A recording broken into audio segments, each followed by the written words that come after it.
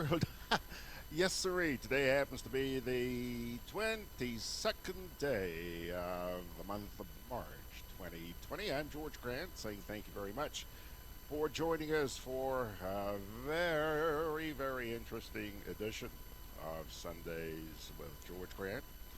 Boy, a lot going on here, especially starting at about 10 o'clock this morning. We got some preliminaries to take care of before we get to that point. That's now coming up on 1 minute after 9 o'clock. But in about 59 minutes or so, wait, hang in there for just a sec. You're going to find out what sort of mischief we're getting into. Actually, it's not mischief. It's a lot of really, really, really good stuff.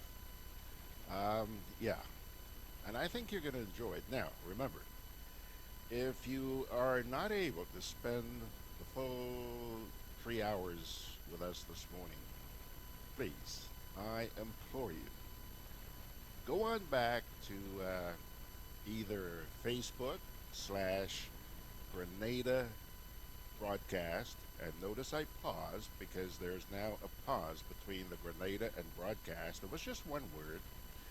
Now we have decided to make it two words: Grenada space broadcast. Okay? So, you can go on back there. You'll see the archived program. And you will also notice that we are on the website. We were just talking about Facebook, right? We're also on the website, GRENADABROADCAST.com. Check us out there as well. Okay? In addition to that, where else? Oh, yeah.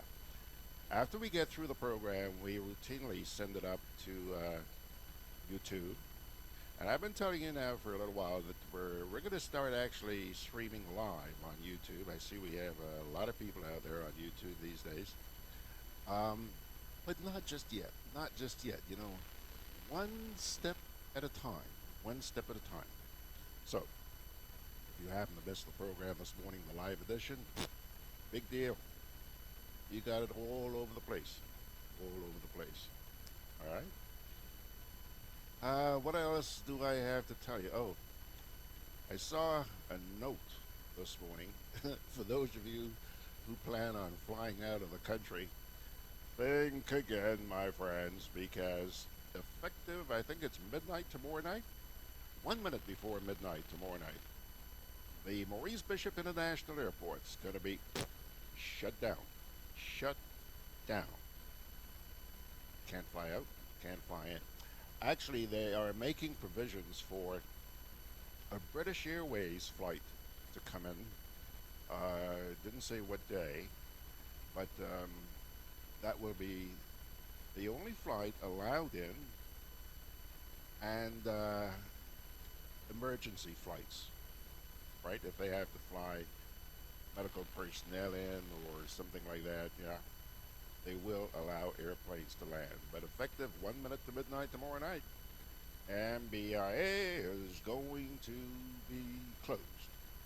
All right. I told you. Told you. Now, let's take a look at the rundown. See why Georgie Porgy is so pumped up this morning. And yeah, he is excited this morning. He is excited. Excuse the guy, but he has a right to be excited. As we do every Sunday morning, we begin with the buzz. And in the buzz, you find a reading from the Holy Scriptures and a little piece from Little Angel. And Yaman, Little Angel, is with us again this morning. So please make sure that you stick around for that. No interviews per se this morning, but we got one heck of a discussion coming up. As far as an editorial is concerned, what I want to bring you this morning is something a little bit different. Somebody sent me a message which was delivered by an ex-member of the Parliament in Egypt. Yeah? And I thought that man's words were so profound that I decided, you know what? Hey, George, share that with your bros this morning. And sisters, brothers and sisters. So that's what I'm going to do this morning. It's a message, and it's very, very pertinent. It's about Corona, obviously. Okay? Wow. Listen carefully. Now, I also mentioned to you that this morning we have a discussion, and it's a very important discussion. You know, there's a lot of talk about, boy, you know, if this thing is as bad, or turning out to be as bad as it is in other countries, you know, we could suffer a lot here in Grenada, especially economically. Okay, so a couple of days ago, on my WhatsApp forum, I noticed that somebody whom you guys are all familiar with, a gentleman by the name of Dr. Patrick Antoine, he posted something there suggesting that, hey, you know, we need to put our heads together. And by we, I guess he meant everybody on the forum, plus everybody in the country, um, and plan the way forward. There's a lot that's going to have to be done after this outbreak has subsided. And so I thought, hey, Patrick's on to something there, man. Why don't I give him a call? So I gave Patrick a call and said, listen, would you be willing to join me on Sunday morning, talk a little bit more about exactly what you have in mind? And I also suggested to him, you know, maybe we could start like a think tank, yeah?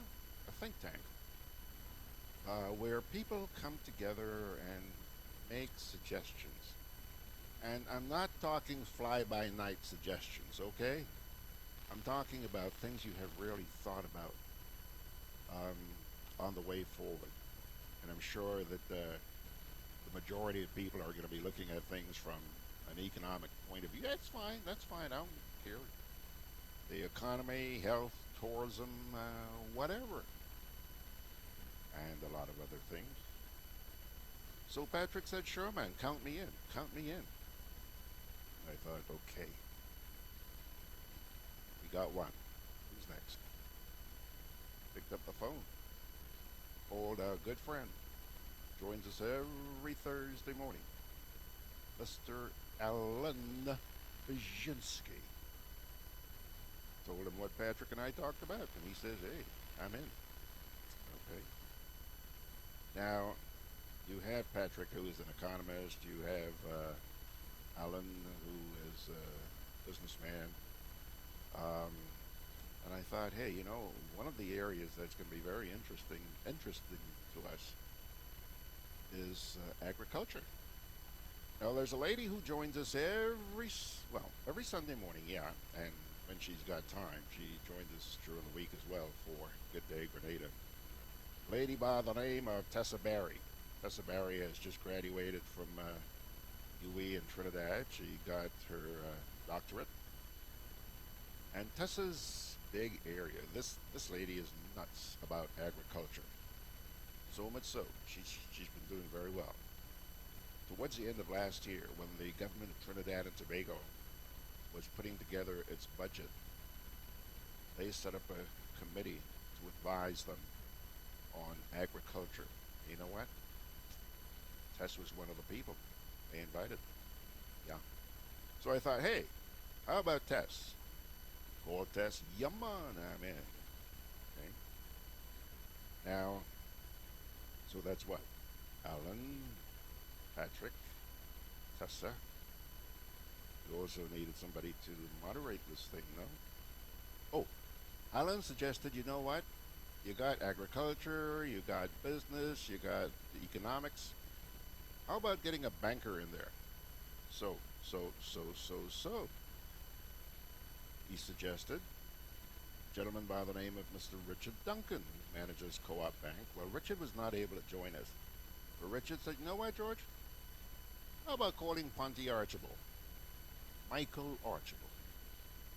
Michael's a former executive with the National Commercial Bank. Today they're Republic, I think. Spoke to Ponte, and Ponte also agreed to join us. So, there you go. That is your basic lineup. I say basic because if you're going to have all these people in a forum, you need a really good moderator. And who did I think of? None other than another colleague who joins us on Friday mornings on Good Day Grenada, Mr. Brian Pitt. Brian, I describe here as a businessman and social advocate. Oh, by the way, I should have told you a little bit more about TESSA. TESSA, her description says here, agricultural extension, agricultural education, gender, and what is it? Gender and something policy? Hold on a minute. Yeah, hang on a sec. Gender and food security. Yeah. So she's knowledgeable. All right. So that, my dear friends, is the lineup for this morning. Whoa, took me 12 minutes to tell you about the lineup.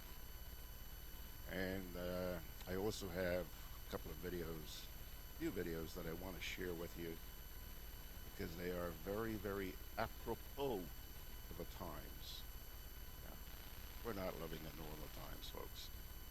So I want you to stick around for those as well. So what Georgie Porgy is going to do now is take his first little break, and then we will return and get down to the buzz.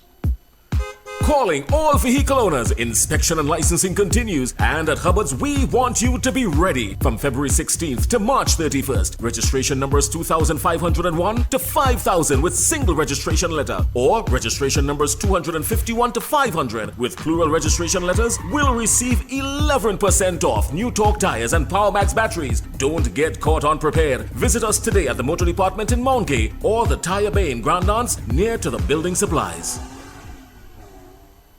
Hey, Lynn. Hey, neighbor. Here's the bill I asked you to pay for me. How did you get your electricity bill to be so low? For one, we size our transformers just for what we need. And we unplug transformers, chargers, and other devices when they're not in use. We also replaced our light bulbs with LEDs. They burn less energy, right? Much less. I even replaced the seal on my refrigerator door to keep the cold air in. And Grenlec is always advising us not to open the fridge too often. That's right. And my family washes and irons in bulk. With fuel prices changing all the time, how do you know if it is working? We pay attention to the usage history table. Over time, our average usage has decreased. So while Grenada can't control fuel prices, I can conserve energy and save money. GRENADA, energizing our Grenada. Juve chocolates, cocoa nibs, and cocoa balls from Diamond Estate Grenada are now available at Amazon.com, Amazon.ca, Amazon.co.uk, and GrenadaMarket.com. Try the sensational touch of nutmeg and a touch of ginger chocolates, 75% dark and rich, 100% pure cocoa, and their 60% dark and sweet chocolate bars today. Amazon Prime members enjoy free shipping on these orders in the USA, Canada, and Europe. GrenadaMarket.com. When you can't come to the island, the products of the island will come to you. I'm always on the move. Training,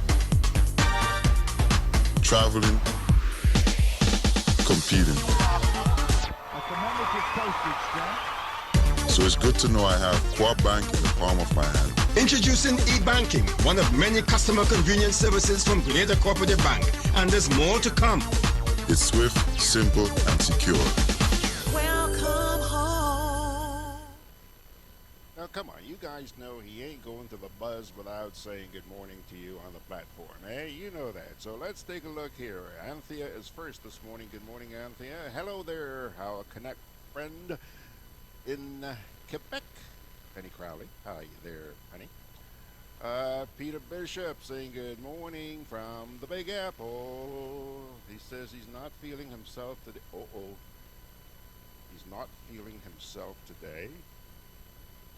Take 2 aspirin, call me in the morning, Pedro.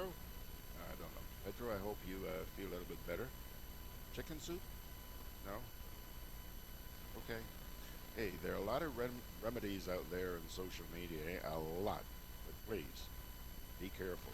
Be careful. Check with your doctor before you go drinking all of that stuff. I mean, some of the stuff I see out there in social media, ain't going near my mouth.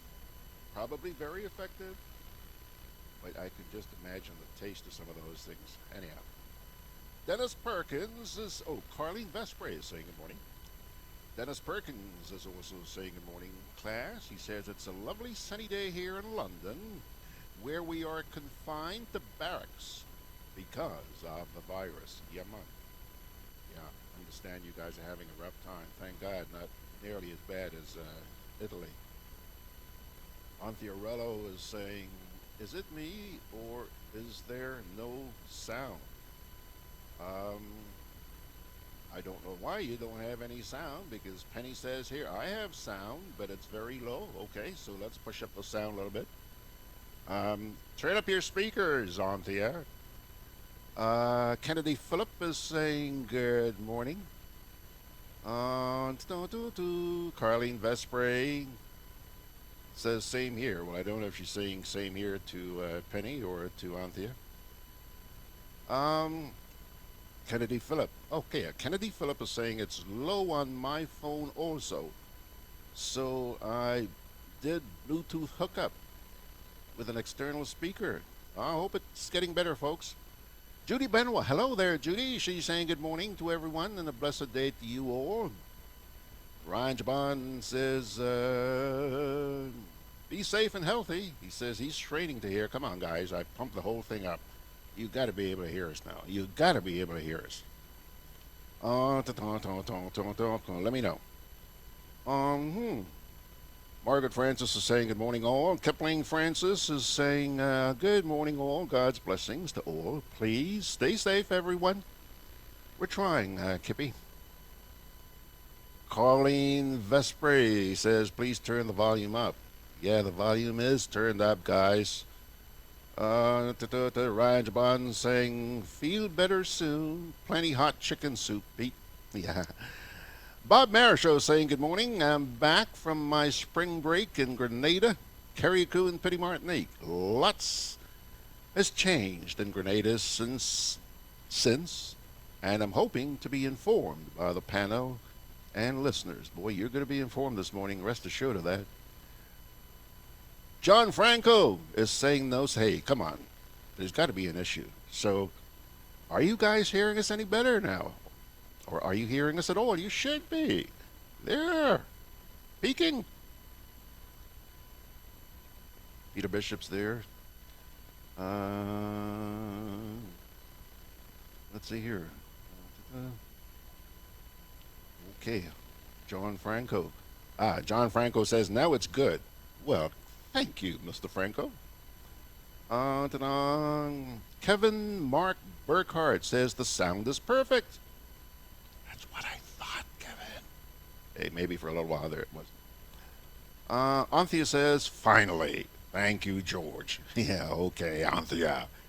Grenada Sunshine's with us. Michael Alexander is with us. Margaret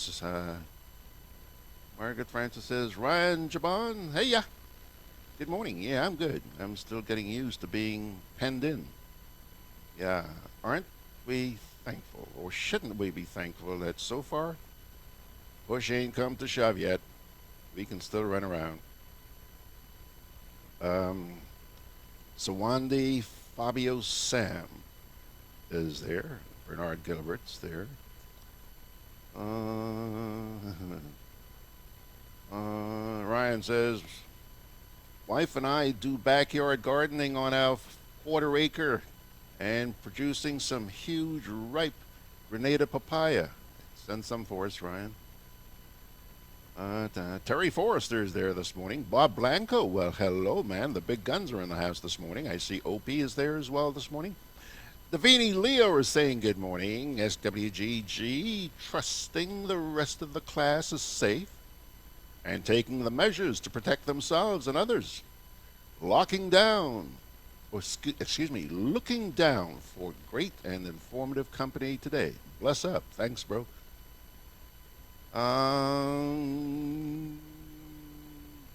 Clive Devers. Good morning, Mr. Devers. How's Jackie? Good to see you guys with us this morning. Sharika Matheson is also there this morning. You know, yesterday I had somebody here, and on the way here, the person passed through downtown by the market. When she got here, she said to me, Mr. Grad, nobody in town this morning? You know, Saturday mornings, you know what the market area is usually like, right? Nobody in town. She said you could throw a stone and you ain't hitting nobody. Yeah. I think we have a lot of people are isolating themselves. They really are. Yeah.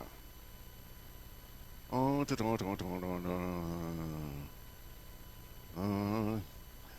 I don't know why, but Davini Leo says, can you do something about the audio? Not hearing you, just seeing your lips moving. Well, other people are hearing me, so check your little thingy over there. Do a little bouncing. John C. Grant is joining us as well. Brian Samuel saying, hey, Big G, reporting in from BIMSHA. Brian Samuel. Brian, boy, I'm really glad to see you this morning. I think you're going to fit into this environment really, really well this morning when you see the guys we got coming up here. He says, reporting in from BIM, that's Barbados, which is depressingly normal. Apart from closing schools, it's pretty much business as usual. The one upside of all of this, no cruise ships. Well, I can't tell you the last time I saw a cruise ship in here. They're no longer around. Claude Budna is saying good morning to you guys. Ryan Jaban says the audio is great. And Janet Fire is just joining us as well. All right, folks, let's get down to the buzz.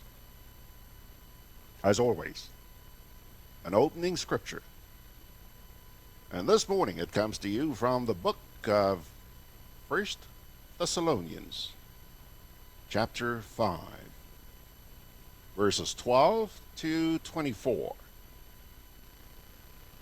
Now we ask you, brothers and sisters, to acknowledge those who work hard among you, who care for you in the Lord, and who admonish you.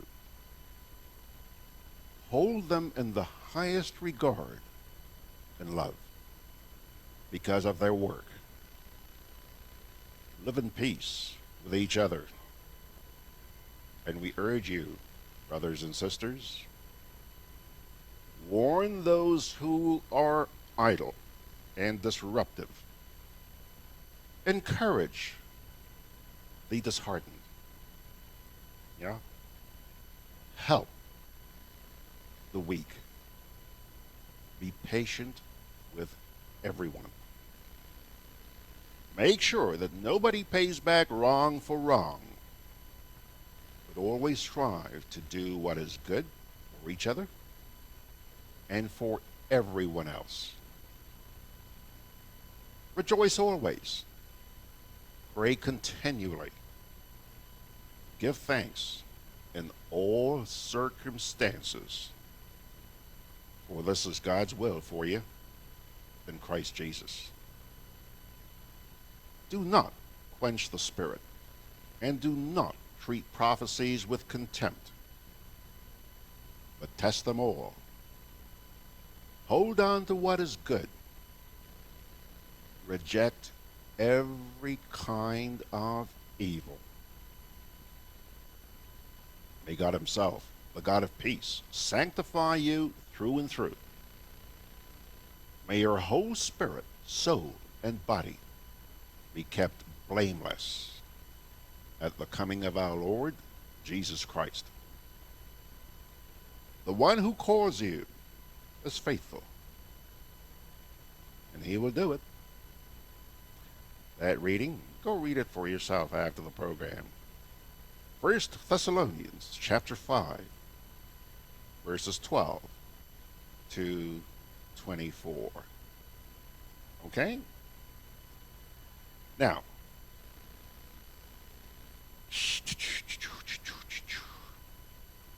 we're going to get the little angel in just a wee bit, okay? But I want to read this little editorial. I guess it's a letter to the editor, actually it's a letter to the people of the world.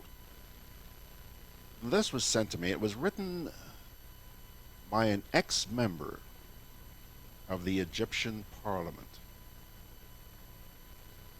It is captioned, "Don't curse the coronavirus." How many of you have cursed the virus? He says here, it has brought us back, humanity. It has brought back people to their creator and to their morals. It has closed down bars, nightclubs, brothels, casinos. It has brought down interest rates. It has brought families together. It has stopped lewd behavior. Geez, this should have happened around Carnival. It has stopped people eating dead and forbidden animals. So far, it has moved 1/3 of military expenditure to health care. Arab countries have banned sushis. Like this one. It undermines dictators and their powers. Humans are now worshiping God rather than progress and technology. It is forcing authorities to look at its prisons and prisoners. It has taught us how to sneeze, yawn, and cough. Coronavirus is now making us stay at home, living simple lives, and thanking God for waking us up to reality and to giving us an opportunity to ask Him for His forgiveness and His help.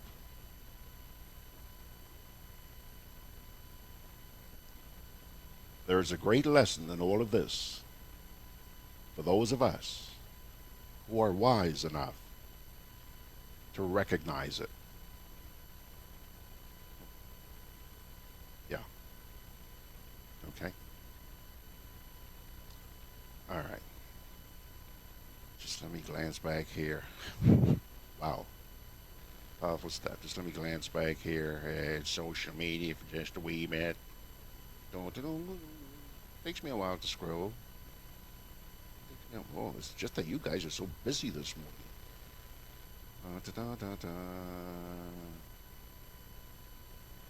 Okay.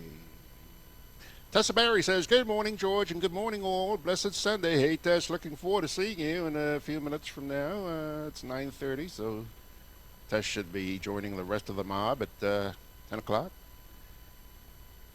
Davini Leo says, "Good morning, SGG. Trusting the rest of the class is safe and taking the measures." Yeah, I think we read that one before.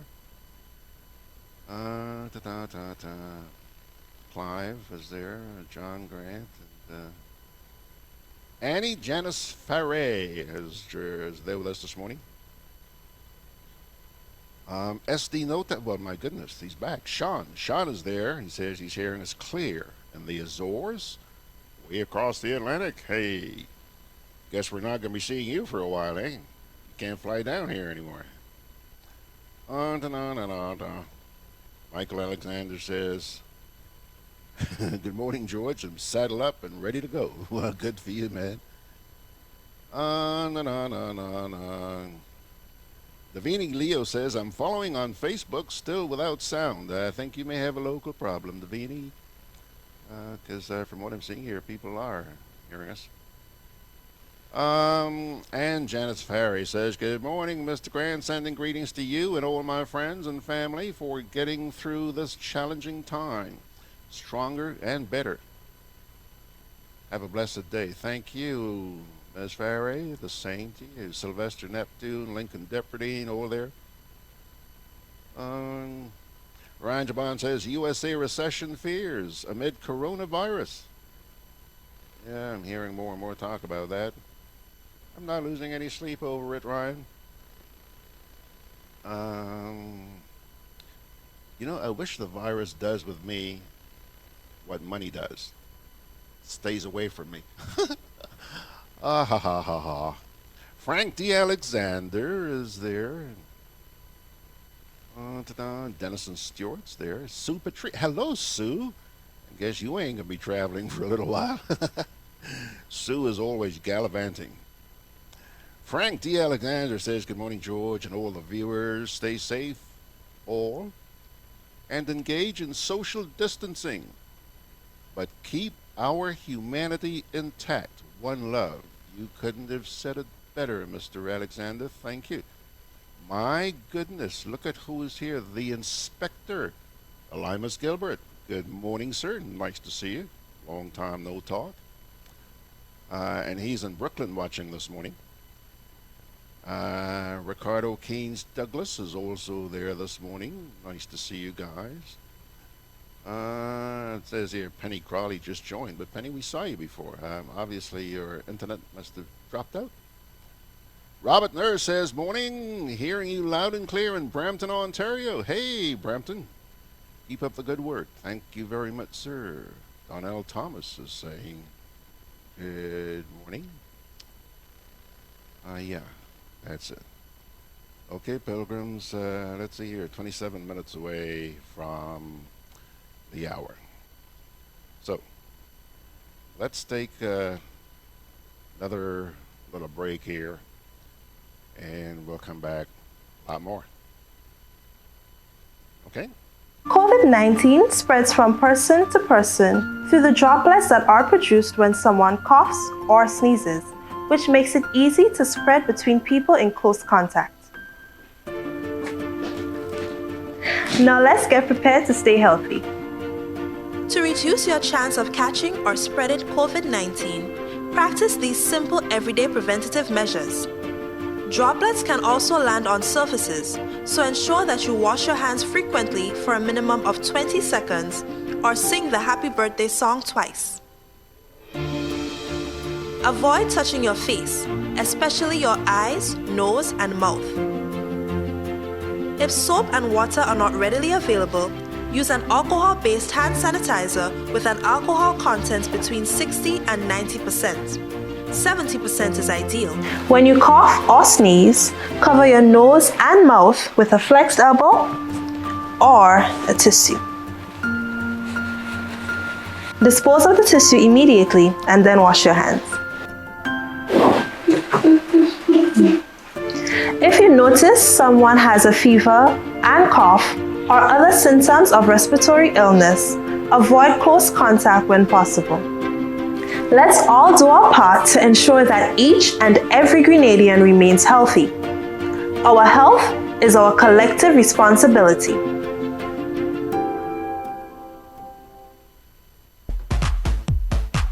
I'm always on the move. Training, traveling, competing. So it's good to know I have Co-op Bank in the palm of my hand. Introducing e-banking, one of many customer convenience services from Grenada Cooperative Bank. And there's more to come. It's swift, simple, and secure. Welcome home. Juve chocolates, cocoa nibs, and cocoa balls from Diamond Estate Grenada are now available at Amazon.com, Amazon.ca, Amazon.co.uk, and GrenadaMarket.com. Try their sensational touch of nutmeg and a touch of ginger chocolates, 75% dark and rich, 100% pure cocoa, and their 60% dark and sweet chocolate bars today. Amazon Prime members enjoy free shipping on these orders in the USA, Canada, and Europe. GrenadaMarket.com.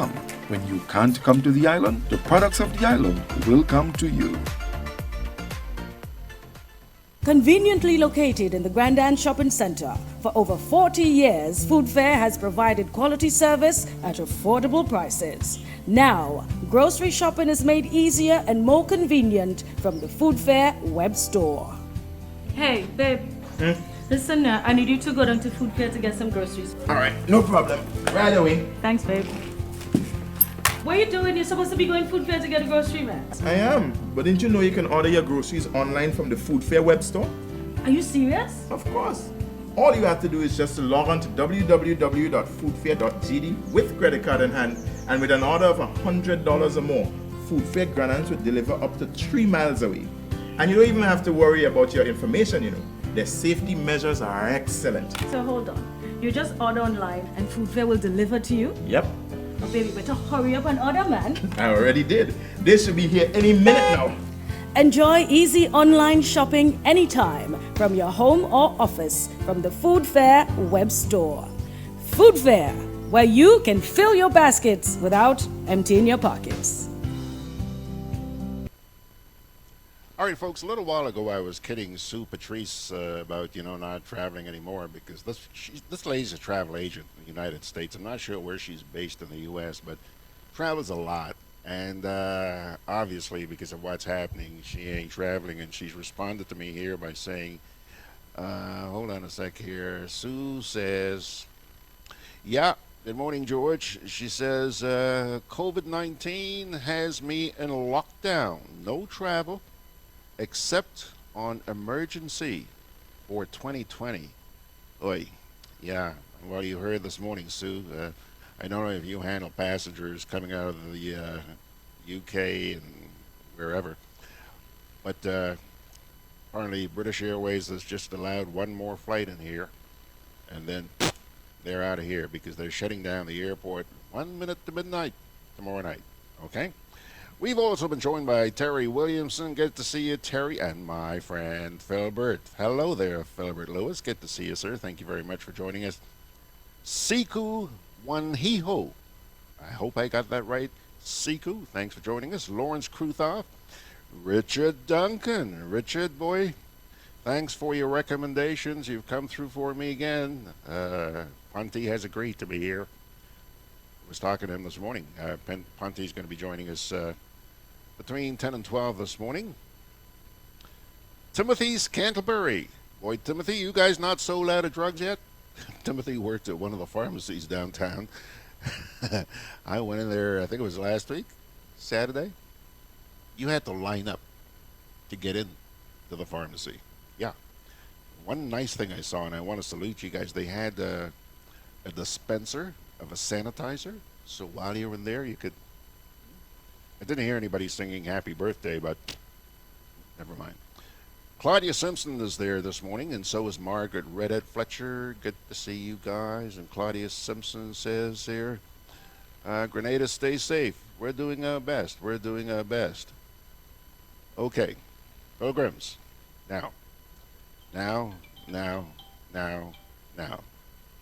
We're going to say goodbye to you for just a sec. Okay.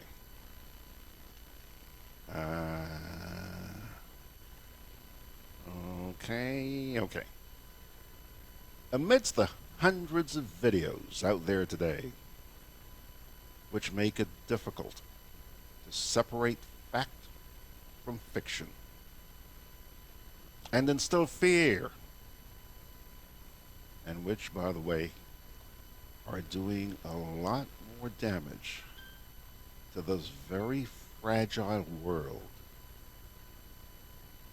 than the virus itself. I want to share with you this morning a few videos. The first urges us to sober up and move ahead with humility. Check this out, my dear friends. Sober up. COVID-19 respects no national borders, no social bounds, no political systems, and no cultural values. It hits us just as hard. It levels the world. Facing the pandemic, it is not what happened matters. It is how we respond. For almost a month, it infected thousands in Wuhan in a day, and every hospital bed was occupied. Now, empty beds and closed wards in the city. How did China make it? It is nothing new, but it's worthy to know. According to an initial WHO report, an infected person appears to spread it to an average of 2.6 people. And after 10 generations of transmission, with each taking 5 or 6 days, that one initial case has spawned 3,500 in matters of days. And that is what the world is seeing. What China did is to break the cycle by human intervention. The scale unprecedented in history.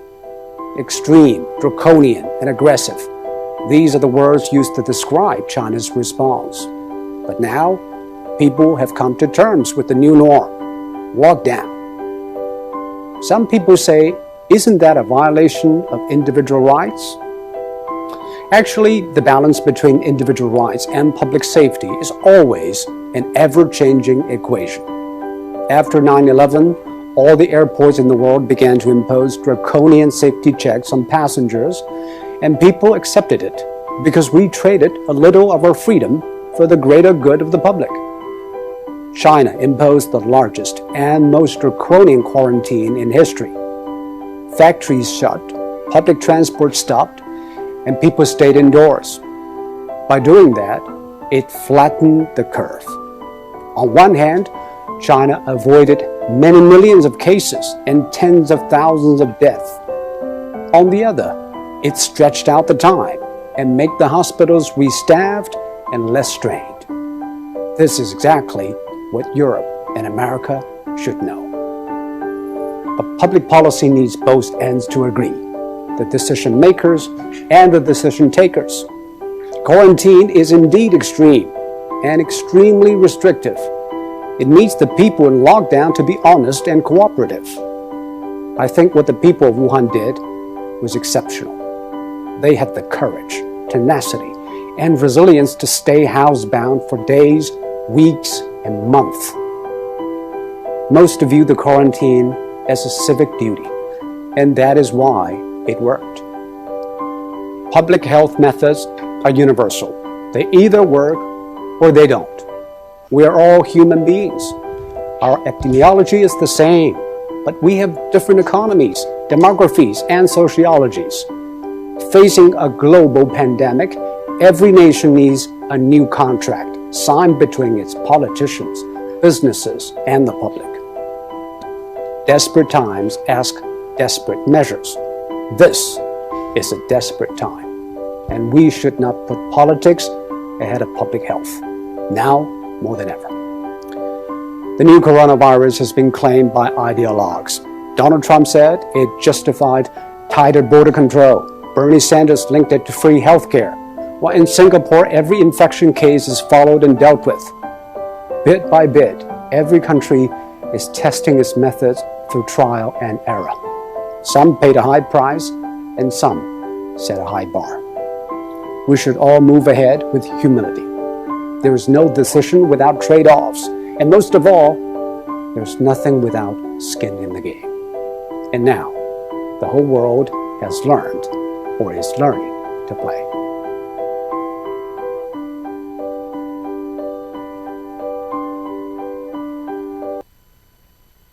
All right, just before I get to the next video, let me run back here. Ooh, to social media. Sue Petrie says, this airport shutdown should have been done since last week. In the coming days, the Ministry of Health has to find all recent arrivals and test. Reading online, many with no symptoms in Europe are testing positive. With no symptoms. And Patricia Wilson says, I'm with you, George. Volume much improved. Thank you, Patricia. She says, yes, indeed, out of that one evil COVID has come forth many goods. Let us remember, though, to pray for the many victims. I urge you, please, hear her plea. Pray for those who are suffering with us. Semyon McVeigh is there. Jean Pascal is there. Now, the second video, my dear friends, it's going to bring a tear to your eyes. Second video is even more moving than the one I just played. Why? You're not going to believe this, but it actually thanks the coronavirus. And it reminds us that we are all connected and that the world had to change. Yeah, the world had to change. Take a look. Thank you for shaking us and showing us we are dependent on something much bigger than we think. Thank you for making us appreciate the luxury we lived in, abundance of products, freedom, health, and realizing we were taking it for granted. Thank you for stopping us to make us see how lost we were in the busyness, not having time for the most basic things. Thank you for allowing us to put aside all our problems we thought were so important and showing us what is actually important. Thank you for stopping the transport. The earth was begging us to look at the pollution for a very long time. We didn't listen. Thank you for all the fear. It has been a global disease for years, but not many of us wanted to face it. And now we have to face it and learn how to embrace it with love and with the support of our community. Thank you for this reevaluation of our lives.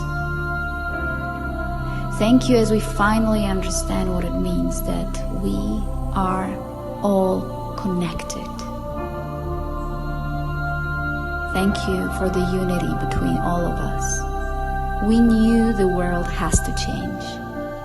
Thank you for helping us to undermine everything and giving us a chance to build the world from the very beginning.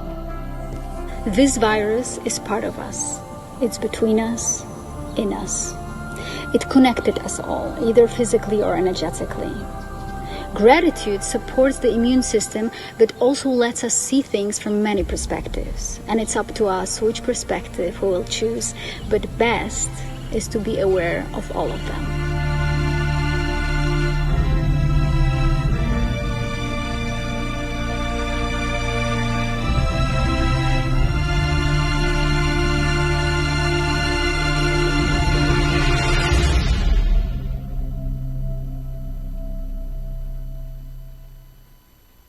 Yeah, I told you that would be moving, and it certainly was. Joined now by Leslie Benjamin, Judith Darlington, Shirley Ann Loraney. I guess there are more of you coming as well. Take your time. Take your time. Yes, my dear friends. Now, the third video reminds us that yes, there is panic, but we can still sing. Check this out. Food for thought. Down. Yes, there is fear. Yes, there is isolation. Yes, there is panic buying. Yes, there is sickness. Yes, there is even death. But they say that in Wuhan, after so many years of noise, you can hear the birds again. They say that after just a few weeks of quiet, the sky is no longer thick with fumes, but blue and grey and clear. They say that in the streets of Assisi, people are singing to each other across the empty squares, keeping their windows open so that those who are alone may hear the sounds of family around them. They say that a hotel in the west of Ireland is offering free meals and delivery to the housebound.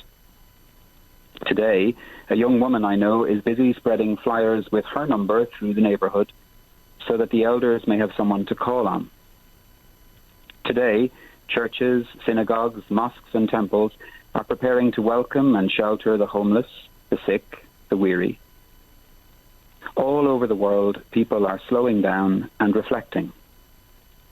All over the world, people are looking at their neighbours in a new way. All over the world, people are waking up to a new reality, to how big we really are, to how little control we really have, to what really matters, to love. So we pray and we remember that, yes, there is fear, but there does not have to be hate.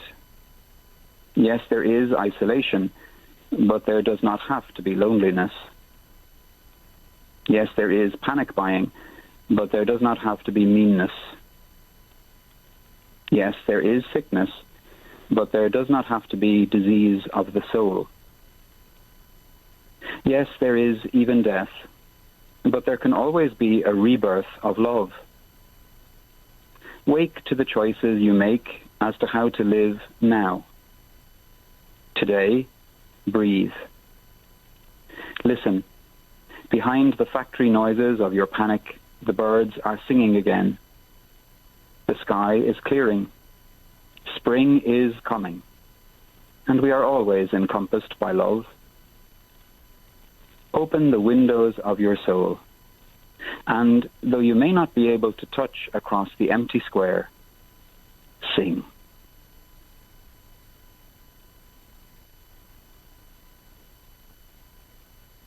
I did tell you. Moving. You know, folks, these are some realities we have to come to grips with. I think each of those videos has sent a very clear message, which we really need to take to heart. But, as you all know, I love injecting humor into my programming. And today is going to be no exception. The piece that I'm about to show you right now is only about 12 seconds long. I hope I don't have to play it twice. Just about 12 seconds long. But I want you to take a look and see whether or not this puts a little smile on your face.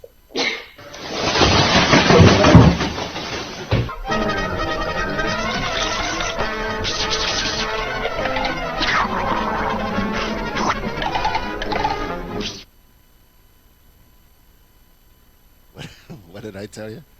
It was quick. I don't think Brian saw this, so I'm going to run it for you again. It's only about 12 seconds long. This lady sneezes, and her cat goes berserk. Watch this.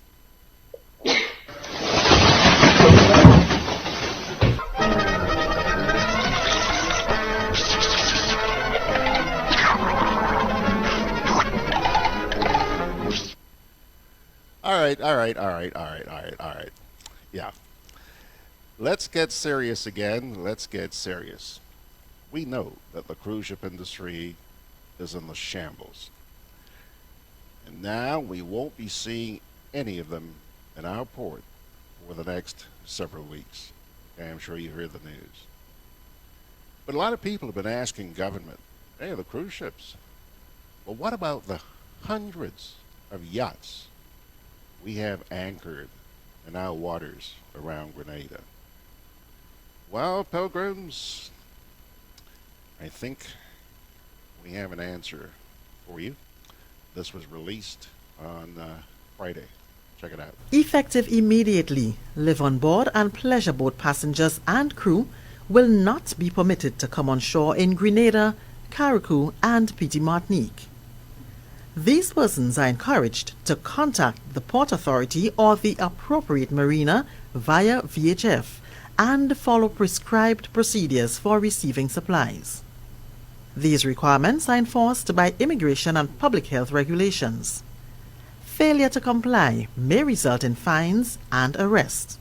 Please note that any establishment engaging live-on-board passengers and their crew is subject to stringent measures. This has been a public service announcement from the Ministry of Health. Alrighty, folks, take a look. There he is, and say good morning as he mops his face. Good morning to you, Mr. Pitt. And how are you? Good morning, George. I am fine. I'm fine. Yourself? No, I'm fine. I'm healthy. No corona. Well, that we know of. By the way, how many Coronas did you drink last night? None. Okay. You're not a beer drinker either.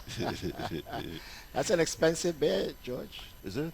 Of course it is. Well, I'm not a beer drinker. So if I'm going to have a beer, it's going to be a cab. Oh, I see. So, excuse me. That's a polite way of saying you're a cheapskate.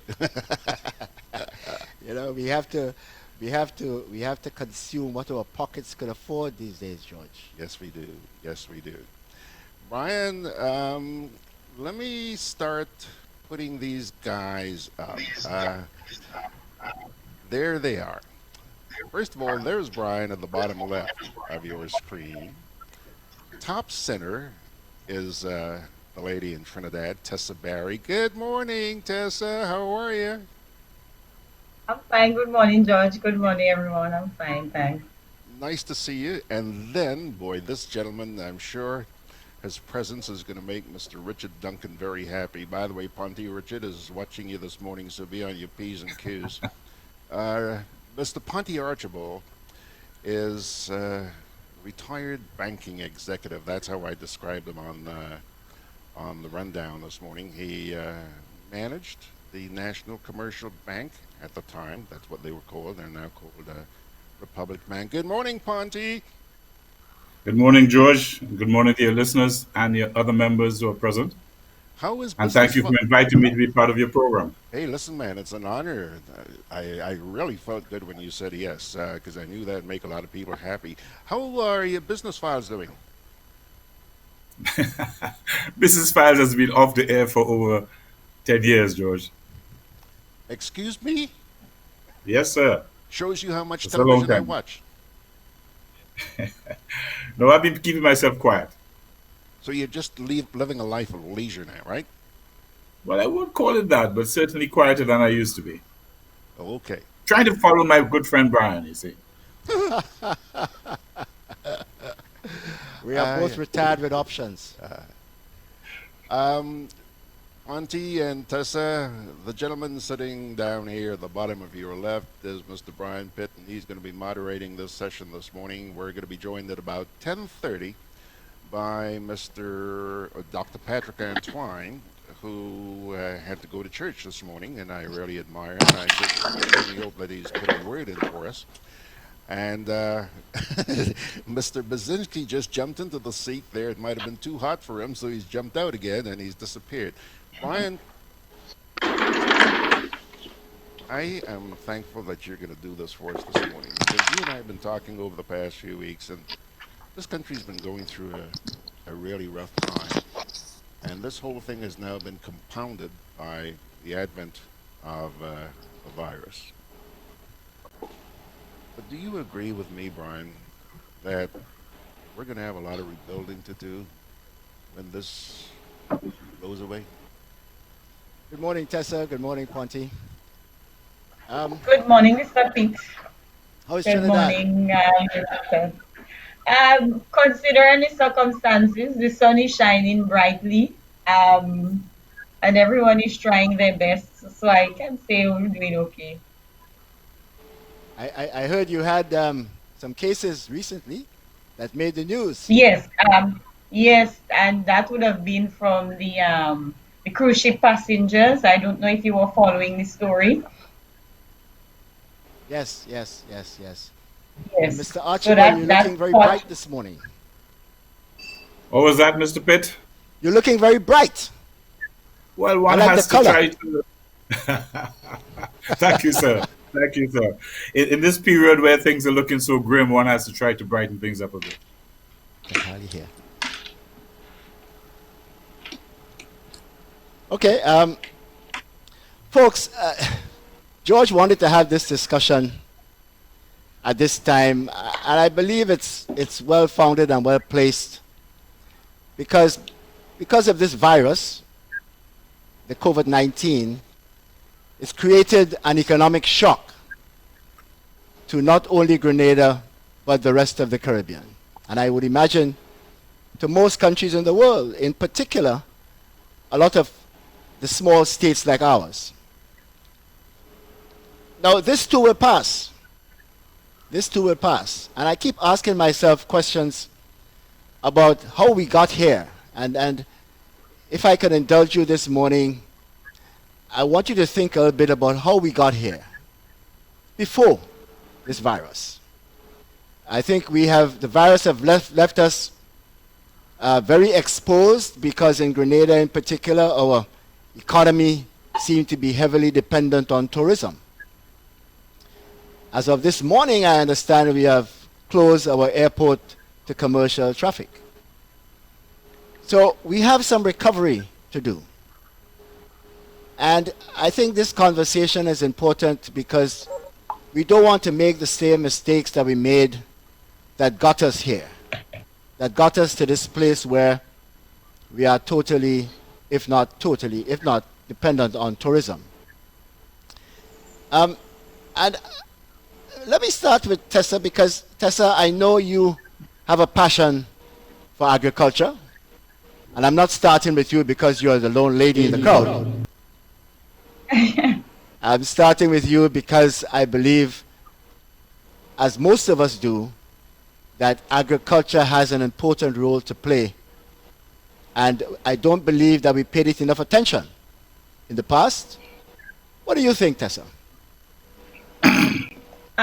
Well, again, let me say good morning, George. Good morning to your distinguished guest here, to your moderator, Mr. Pitt, and to all your listeners out there at home and in the diaspora. It is indeed a pleasure for me to be here.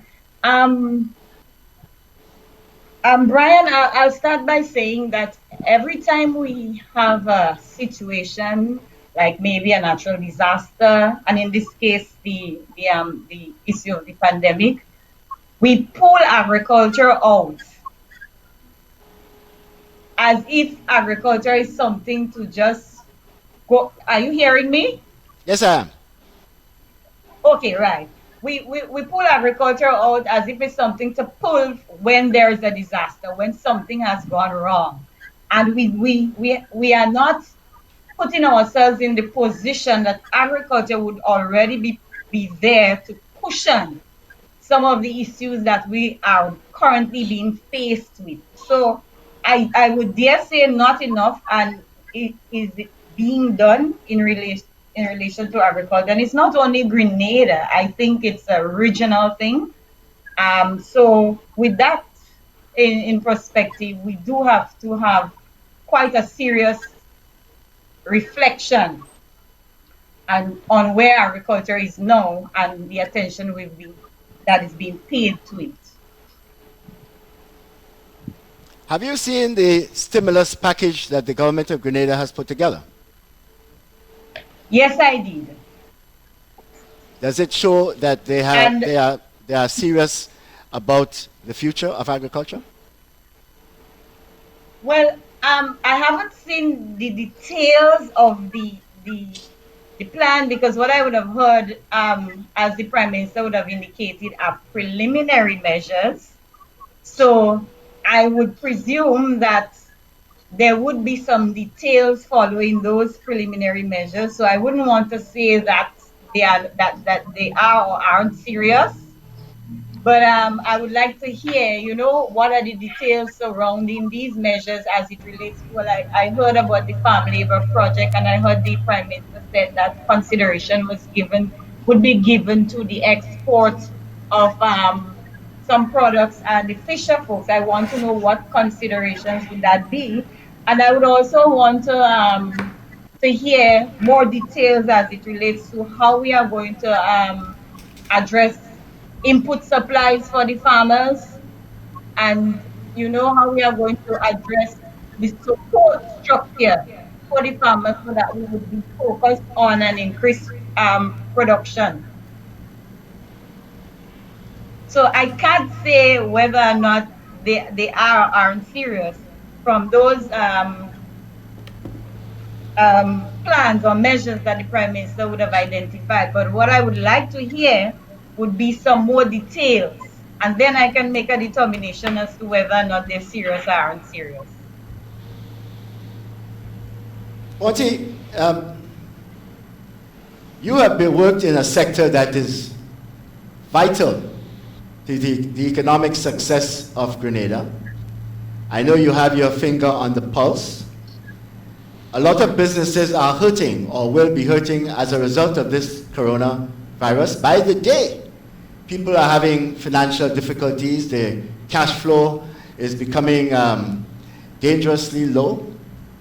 As we move forward, and maybe we can start by what's in the package to help recover this, the financial sector, and get money in the hands of those people who need it most, the employees who might be now on contract or short-term employment. What's your comment on this, on the present financial situation? Well, Brian, 2 or 3 points. I think one of the things I would like to see immediately, and I think the Prime Minister touched on it in his preliminary package, is a serious conversation between the central bank, the ministers of finance, and the financial institutions with regard to the immediate take us through the months. Situations. You have the immediate situation, the next 2 or 3 months, and then you have a more long-term outlook. I think it is important that some agreement be reached in principle, if only, that the banks will look at moratoriums with regard to principal and interest with regard to the businesses that are dealing with them. Because there would be a serious reduction in revenue coming into those businesses, almost right across the whole. I don't know if you're hearing me, Brian. All right, folks, let's take a short break now. We're trying to correct some technical difficulties in the studio, so we'll be right back, Ponty. Just give us a minute. Yeah, no.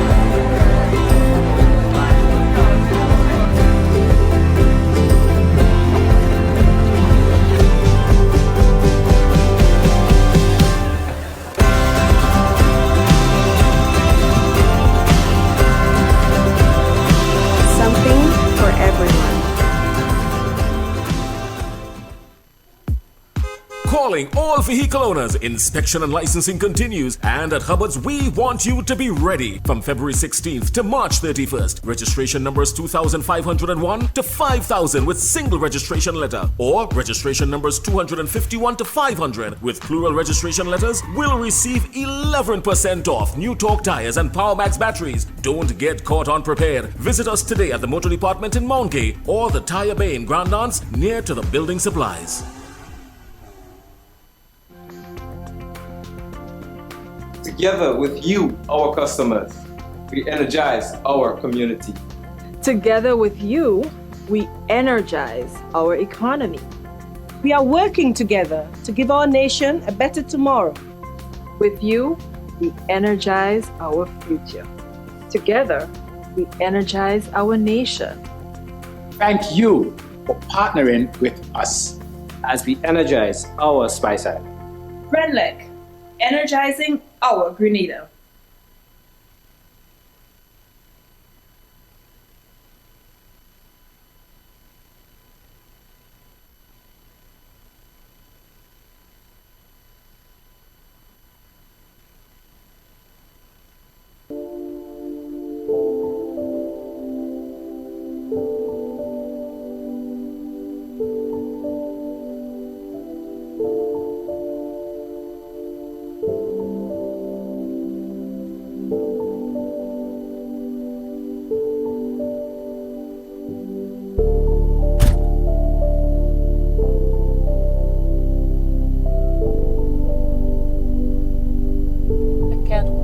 My granddaughter.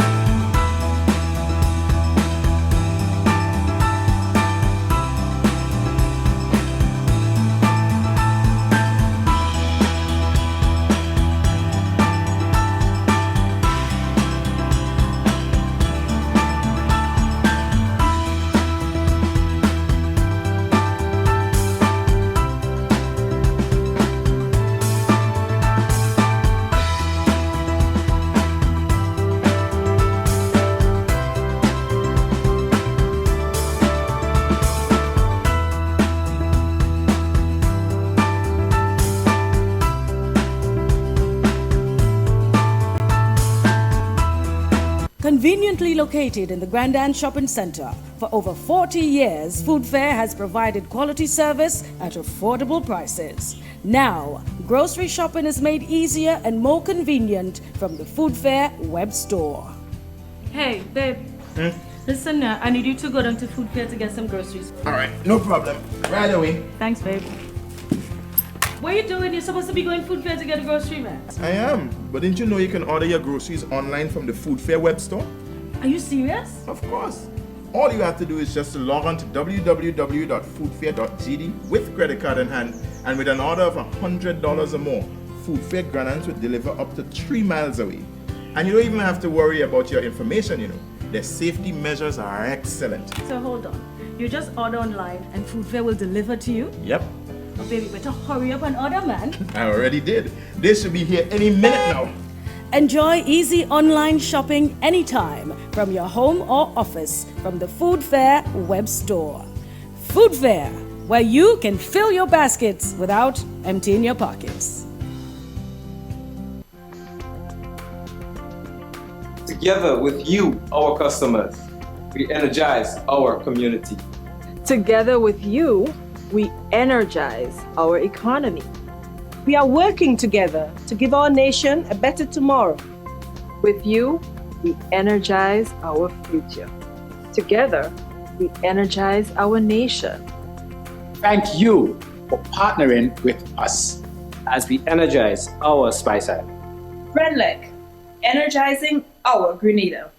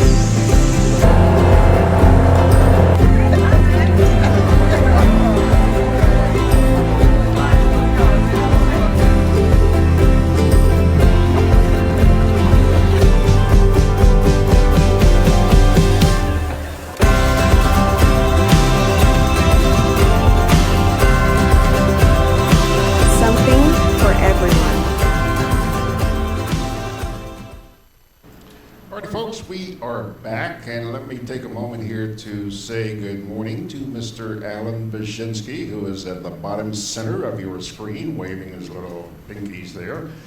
Mr. Pitt's still here, and he'll be back with you in a heartbeat, but just hang on a second. Let's pay attention for just a minute to some of the comments out here on, where are we? Yeah, hold on a second. I know they're there. But, yeah, okay, here we go. We have been joined by Beverly Sinclair, Drew Cruikshank, Ian Blakey, Andre Celestine. Let's see here. Okay. Michael Stevens, Roger Mitchell, Clint Williams. Randall Robinson has a question for you, lady and gentlemen. Does commercial flights include private aircraft? Who can answer that one?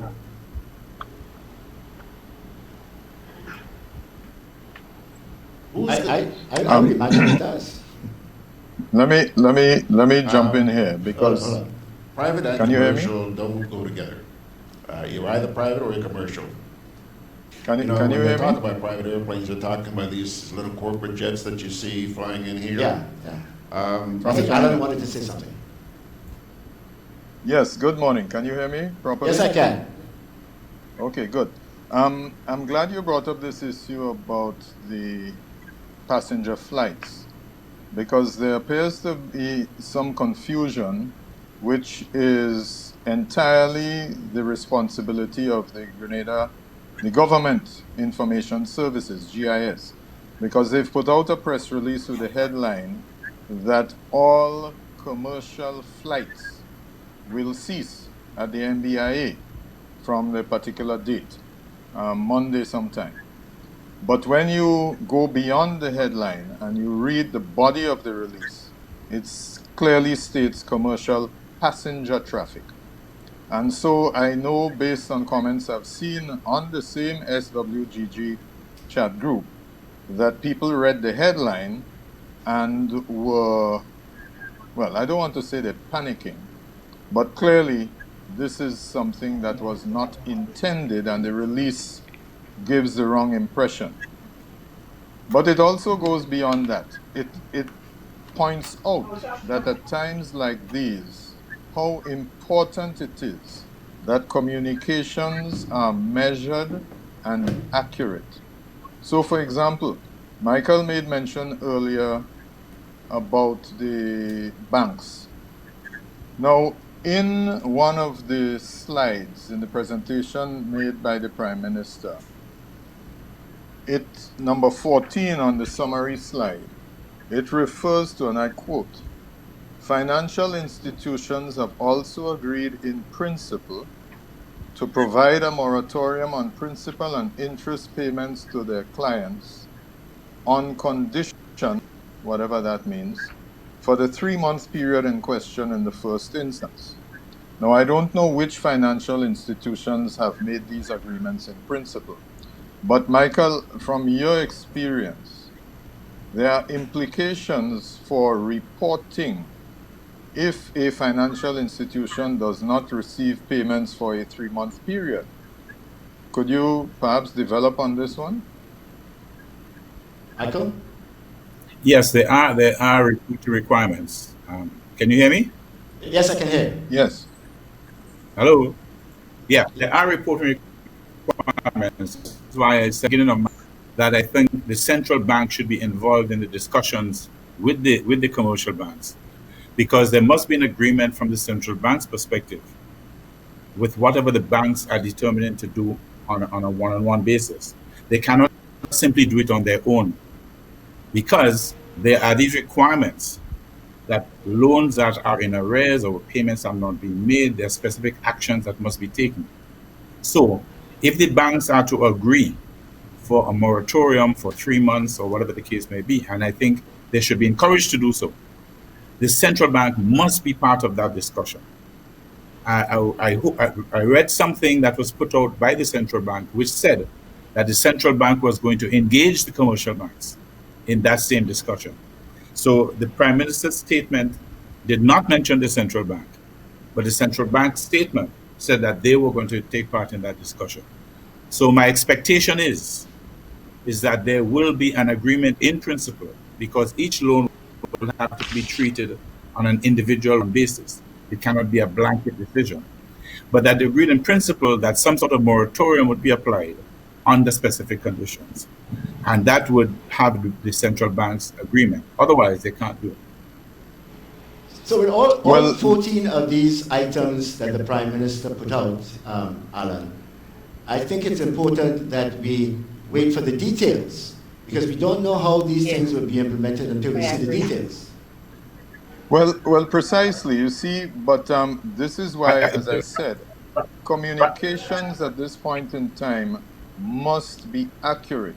You cannot just produce a wish list, because people get the wrong impression. So, for example, point number 3, work with the National Insurance Scheme to provide unemployment benefit support due to the fallout of this pandemic, initially estimated at $10 million. I don't know that $10 million is anywhere near what the actual impact will be. But having said that, on the NIS website, if you look at benefits, the short-term benefits are sickness, maternity, funeral, and employment injury. There is no benefit, according to their website, with regard to unemployment support. And given the very strict regulations under which the National Insurance Board operates, I don't know that it will be possible to provide for unemployment benefits. So again, I say, we are looking at a wish list, the most significant of which might well be that government commits, this is point number 13, to ensuring that the cost of electricity will be reduced by 30% over the months April, May, and June. The slide doesn't say so, but I heard it when it was said you won't see the reduction on your bill. Well, clearly, the details now are eagerly awaited. Well, ladies and gentlemen, the miscommunication is very key in these times, simply because things are changing by the day. And people are becoming frustrated by the day. You know, how are we going to get money immediately in the hands of farmers, in the hands of the self-employed, in the hands of contract workers who are suffering right now and may have a cash flow problem? Any of you have any idea what the impact is on the society right now? You want to talk Brian, about before we address that, I just want to comment. Sure. Go ahead, Ponty. Yeah, I wanted to just comment on the early remarks about communication. There is no question that communication is key. And we at all times must be clear and to the point. In a situation like this, it is particularly important. However, bear in mind, this was simply, what we're discussing is simply a 15-minute presentation. There is no way that the details of each one of these 14 points could be out at this point. So I think it's important that first the list of what government proposes to do is made public, and then now it is important that the government now takes each one of those 14 points and develop and explain them properly if the public is going to understand exactly what they need. So I think we need to just give them that time to do that. If I may just quickly interject on that communication issue there. Sure. There was a survey done in 2019, a global security survey and health security survey. And one of the things that we Grenada ranked pretty low on, was that of communication and how we address, how we communicate, with the public on issues surrounding preparation, surrounding litigation strategies and so. And we ranked very low on that survey. It was a survey done by the Johns Hopkins Center for Health Security. After the it was done after the Ebola crisis. And they basically looked at some key issues that needed to be addressed when there is a pandemic or an epidemic. And one of them was communication, and we ranked pretty low on that. So Michael, given that history, what is our expectation in terms of clarity?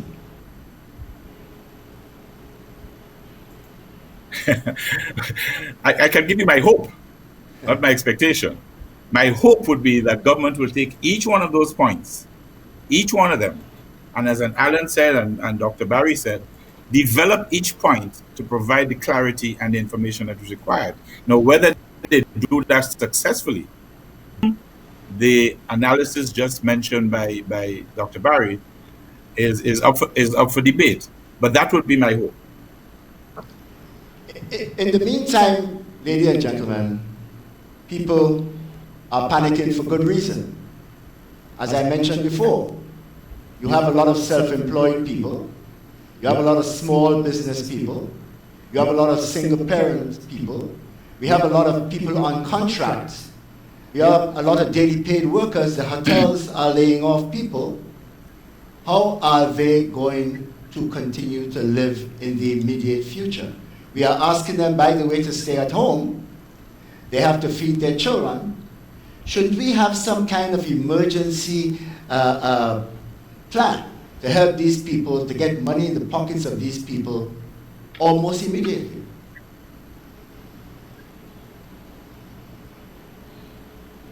Allan? Me first? All right. Well, I think you'd be joined by someone. I think we can. Morning, Dr. Antoine. Nice to see you. Well, Dr. Antoine is here at the right time. Yes. Good morning, Patrick. So he's putting on his headphones. Tell him good morning. Morning. Patrick, I can hear you. Okay. Let me try and take an annoyance off here with I think it's YouTube. Hold on, please. Okay. In the meantime, Brian, let me try and address your question. I think we need to understand that you referred to panic. At all costs, we have to make sure that the authorities are in a position to reassure the population that there is no panic situation at this point in time. This is not Ebola. This is a very severe flu which will affect a lot of us. But if you look on the bright side, possibly, then 80%, according to the studies so far, 80% of those affected will have relatively mild symptoms. Another 15% will develop severe symptoms. 5% will have critical symptoms. And of those who do not survive, I'm just looking on your screen here, and I think that perhaps with the exception of Dr. Barry, we are all in the elevated risk category. So be careful. Be very careful. Now, having said that, we have to avoid panic, which means that as far as is possible, we must ensure that our pharmacies, our grocery stores, and our gas stations remain open. I was disappointed when I saw that our fishing trawler fleet, those whom we subsidize, those whom by all reports should not be moored on the carronage, was selling their surplus catch off of the back of their vessels on Friday and Saturday. They were cutting up the fish on the side of the vessel. They were washing their implements in the carronage. The same waters where I have seen documented by the Chief Environmental Health Officer that there is fecal contamination, there is discharge from the bilges of the vessels, there is diesel fuel floating there, and yet the GBN went to cover these commercial transactions, and no one from the Ministry of Health was present, even though regulations dictate that there is to be no selling of fish from the boats on the carronage. So we have to avoid panic, and this requires leadership, not at the very top, but by those throughout the system who are charged with the responsibility for the delivery of public services, and more importantly at this point in time, for the protection of the public health. Now, I heard an audio clip circulating this morning, a very informative clip from the COVID-19 coordinator, Dr. Mitchell, George Mitchell, that is, where he was explaining why it is necessary for Grenadians returning from abroad to go into self-quarantine and the procedures that are to be followed. But at the same time that these very reasonable procedures are being communicated, properly disseminated, it is alleged that a plane load of Grenadians returned home and they weren't given any particular information and they've gone about their merry ways. So there's a disconnect between what ought to be done and what is being done. Well, you know, Alan, the panic is here. As you well know, people have been panic shopping for a while. And I want to welcome Patrick into this conversation. Are you there, Patrick? Are you with us? Yes, if you can hear me, I'm with you. Okay. You know, Patrick, have you seen the emergency list of 14 items that the government of Grenada has put out? Yes, I have. Okay. Patrick, we are in a situation in Grenada, and I imagine throughout the Caribbean, where things are changing by the minute. Yes? We have a number of small business people, a number of self-employed people, a number of employees on contract. We have a lot of people, I would venture to say, the majority of people who might in fact be living day to day, and in fact have good reason to panic because they can't see money coming in. How can we, in this day and age, Patrick, get money into the hands of those people almost immediately? Now, I would also like to add to this, and you're an economist, you should know, there's a lot of countries now talking about a living wage and getting money directly into the hands of people. Are we in a position to do that kind of thing?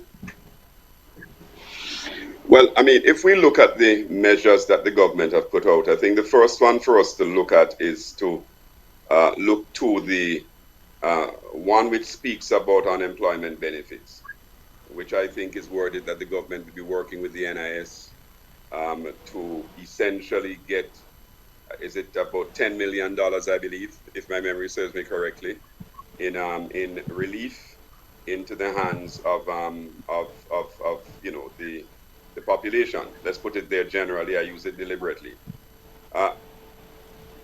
What concerns me about that, and I heard the question, but let me tell you my concern, because that's the one that immediately comes to mind. Others is the NS itself has a number of strictures around how these benefits are going to be released, and unless there is agreement at the board level, prior agreement with the board level, to my mind, that's not going to be as quick as we would like it to be. So I just flagged that, because I think if it's to be activated, then there has to be some meeting of the minds and some very quick action at the level of NIS. But let me go directly to some of the others. Government has a facility called, I think it's the SEED program. Really, it's a sort of social adjustment is really what it was intended to be originally. But I think now it really looks at social protection for dealing with people who are vulnerable. And I think what government may have to do there, and this is one of my questions about the way in which the package was presented. The way the package was presented, you can't immediately tell how the funds are going to be expended. Okay, where are they going to be put? That's a concern I have. But presuming that they would like to do it through the seed, then I think that would be a fairly quick way. But then it hits on the problem. How do you start very quickly identifying those vulnerable families and persons, yes, before they actually go into vulnerability? Because you are absolutely right about what you said. Many families are living hand to mouth and day to day. So you don't want a family to be in distress for 2 months while you do essentially a vulnerability study. So we have to look at how we can use that facility very quickly to do some rapid assessments of families that are at risk.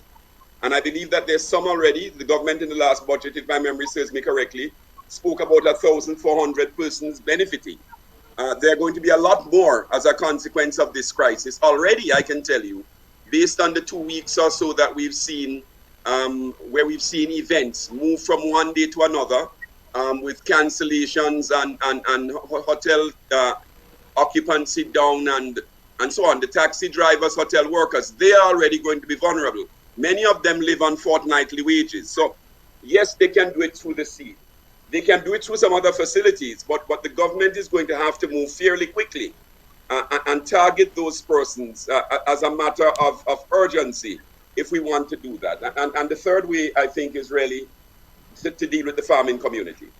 Now, the way that they have the package set up, again, useful contribution from us would be that, the farm labor program, great, it sounds good, but you have $1 million, and we continue to make the same mistakes. We are sort of subsidizing the input rather than subsidizing the output. If your issue is vulnerability and you're concerned about health and food supplies, then you want to be able to link the measure to the output. You want to be able to say, look, whatever we do must see an expansion in output, not just on the input side. And secondly, we have to target commercial farms. A lot of the programs been aimed at small farmers, and that's useful. So it may speak to two things. One, that the $1 million is not sufficient. And secondly, we need to retailer the way in which that measure is written so that it more appropriately stimulates output and also takes some of the needs of the commercial farms into account. I have a lot more to say on this, but these are some quick ways they can do it. And all of this points to the fact that the government's package now needs to be tailored a lot more. And they now need to be a lot more specific. And they also need to move rapidly if our people are not to fall into vulnerability. Ms. Barry, given the complicated social distancing factor, I note a video in Trinidad recently where people were lining up to get into a market. I was in the market myself on Saturday, and people were a bit concerned about this social distancing. Do you agree with what Patrick is saying, and how can we avoid this chaos? Well, I agree with what Dr. Antoine is saying, especially in relation to the farmers. Now, we can get money to people, but if there is no food to buy, then that's an issue. So you have money in hand, but you can't access. So when we talk about food security, we talk about food accessibility, food availability, food stability. So we have to take into consideration the holistic package. And as Dr. Antoine was alluding to, we must have that link across sectors in planning and in trying to rapidly address the issues we are now faced with. And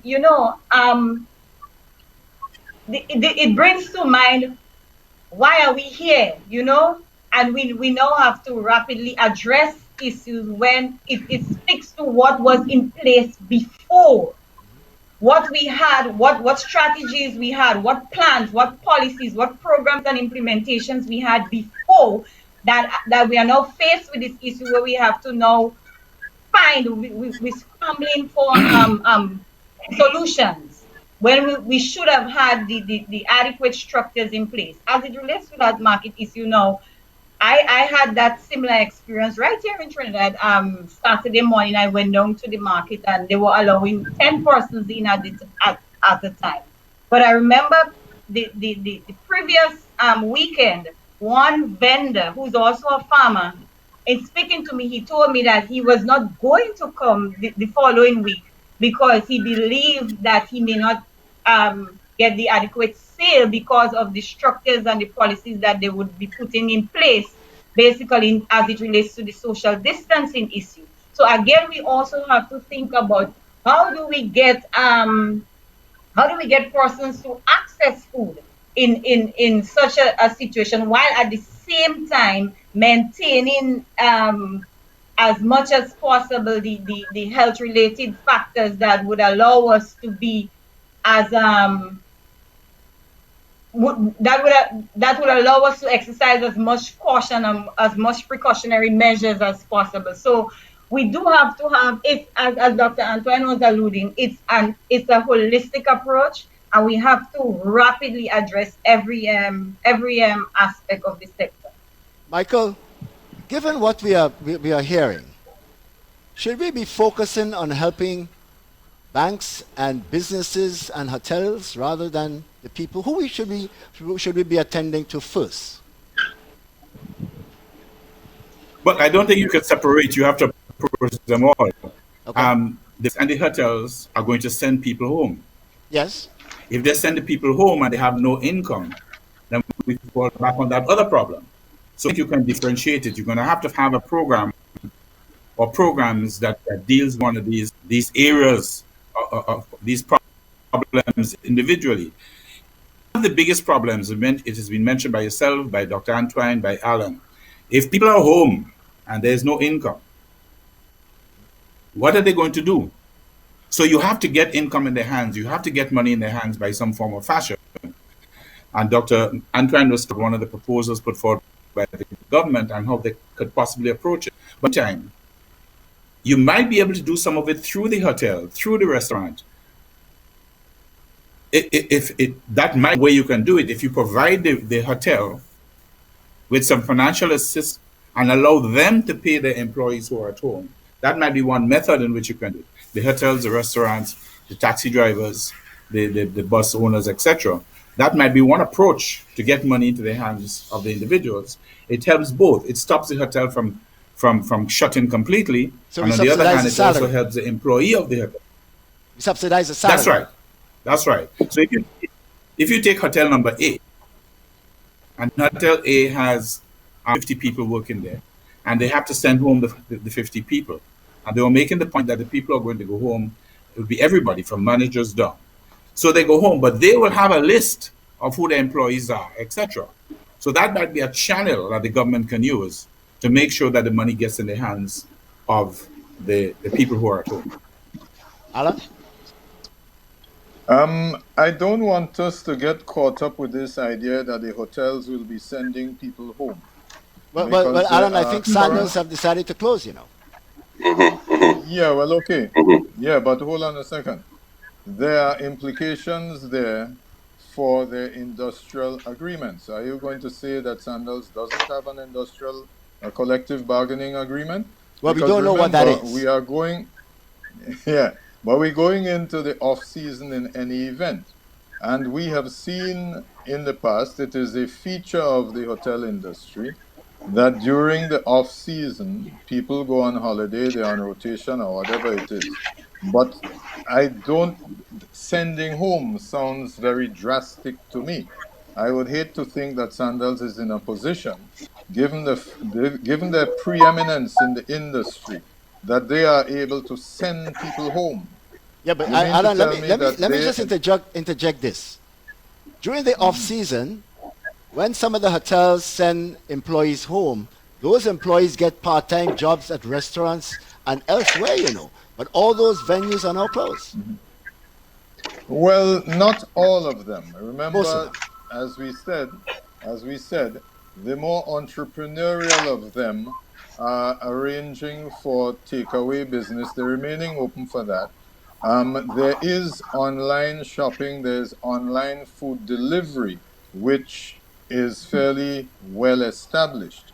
So this sending home must not be used as an excuse by some of these major hotels to abandon their responsibilities, because you don't hear anything about retailers sending home people. No, you have seen in the past when we have had either fires or hurricanes or whatever, that there are relatively few job losses because the people in business working along with the financial institutions who support them, they are able to maintain employment, because that is the critical factor, I think, in ensuring that this panic does not become, in fact, a crisis. The employment must be maintained. So if we go back to one of the slides in the Prime Minister's presentation, the public sector investment program needs to be expanded in order to boost employment at the community level. I think that is worthy of very serious consideration. The idea is that the people who have in fact been dependent on a fortnightly income or a daily income have to be given some alternatives. Now, where is the National Transformation Fund in all of this? I am surprised that I have not heard a word about this. Now, in addition, you have a number of insurance companies which have extracted funds from the OECS and from Grenada over the years. And I would like an update. Perhaps, Dr. Antoine, you're in a position to tell me something about what is happening with the pursuit of those responsible for the collapse of BICO or BICOL or whatever it is. I believe you are pursuing these individuals with regard to recovery of funds, investors' funds, Well, which would be very before welcome at Patrick this goes time. there, Alan, before Patrick goes there, I think you raised an interesting point about the investment fund, the proceeds from the CBI program, and how that is going to be used. And could it be used in this regard? Should it be used? Patrick? Yeah. Well, a couple of things. I want to thank Alan for introducing what, to my mind, is one of the elephants in the room. My colleagues, of course, of long standing and those are new may not be happy with this, but I think we need to have more transparency on where we are with the National Transformation Fund. So Alan's point is fundamental. It's fundamental because if you look at any of the macroeconomic reports on Grenada, there are two flashpoints. In short, there are two critical factors driving the performance of the economy. One has been the buoyant performance of the Citizenship by Investment Program, and of course, the largest component of that, by virtue of its pricing, which I'm told now is about $200,000 per passport per applicant, is the National Transformation Fund. And of course, the second major component of our economy is driven by the St. George's University. In relation to the CBI program and the National Transformation Fund, a lot more transparency is required. We don't know how much funds are, certainly I don't know, and I've been looking. I've not been asking in any aggressive way, but I've been looking to see what's been published on that. So Allan's point, which is that the National Transformation Fund, once we know how much is in there, can perhaps be tapped to fund some of this, I think is a valid point. So the takeaway from this is, what about the National Transformation Fund? Should there not now be a disclosure on that? So let me go to the second point. The second point is, because we have a global crisis, where there's a crisis of confidence, etc., and where international markets, financial and otherwise, are being disrupted, the way in which the Citizenship by Investment Program function is going to have to be reformulated. So we're moving now from sort of the architecture where a lot of this would have been by, delivery by hand and due diligence taking place with the squadrons of people who are working in an interconnected world without disruptions, to a world today, not planning to move. We're here, where you now have to essentially get a lot of those processes online quickly. So that's the first thing. The second thing is that even if we're able to get a lot of those processes online quickly at home, so perhaps you can make the applications by Google Docs and so on, which the world is moving to. The issue of due diligence raises its head. And this is a national security issue. Again, there are those who would not be pleased with what I have to say, but I dare say that with the disruptions taking place in a lot of the major countries where the security apparatus is now distracted, and I say so deliberately, and where people are not working with the same kinds of tools and timelines that they were in the past, we have to be very cautious about the way in which we deal with applicants, because the same level of due diligence will not be possible. Yes? So I'm raising a second point, and it links to where we're going. Because if that is the case, then it says to me that a major source of our revenue now has to be looked at in the context of what the government may have presented in its budget and in terms of its expectations. Let me repeat. For me, this is a major national security issue. So getting on to the issue about the employees and what's happening with hotel workers. We're talking about an economy where everything's connected to everything else. So when persons aren't working, a lot of them retreat to agriculture. Where persons are not working, a lot of them retreat to providing services elsewhere. And a lot of them, for instance, do their own catering and their own services, taxi operators, other things as well. Let me just tell you as well, many of them travel. Let me repeat, many of them travel. No, they can't travel. Many of them can't earn extra income and send back remittances or take it back with them. The people who would normally retreat to agriculture because there's a ready market for it. My own view is, if you make the assumption that people are producing for tourism, with the tourism demand down, there's going to be agricultural output available. So for instance, the fisher folk will have an issue because prices will fall. Where prices are falling, people are not going to want to enter the sector. It's not going to be remunerative. So we're talking about a different kind of agriculture where you essentially talk about food security in the short run.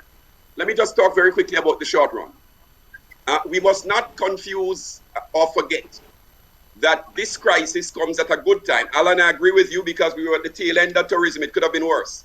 But it also comes just ahead of the hurricane season, Brian. And we could be staring at two crises in a row. One is the crisis that comes from the confidence and COVID and so on, which is, of course, health-related and, of course, the public scare. But the second one is that we're looking at a hurricane season starting typically in June, July, August, around there, and going up to September. Patrick, let me just interject here, because I think you raised an issue that we addressed earlier. Our almost total dependence on tourism. And we have gone there in the last 10 years. The CBI program has directed a lot of funds into tourism. Was that a mistake, and should we continue along that line? Well, let me just say to you very quickly that I think that we lost our way by having some very pedestrian arguments at home. That somehow development is about prioritizing one sector over the other. So we had these futile discussions about putting our money in tourism and hence de-emphasizing agriculture. And although we've given lip service to agriculture, the truth is that we really haven't done much. And this is not me. Don't criticize the messenger.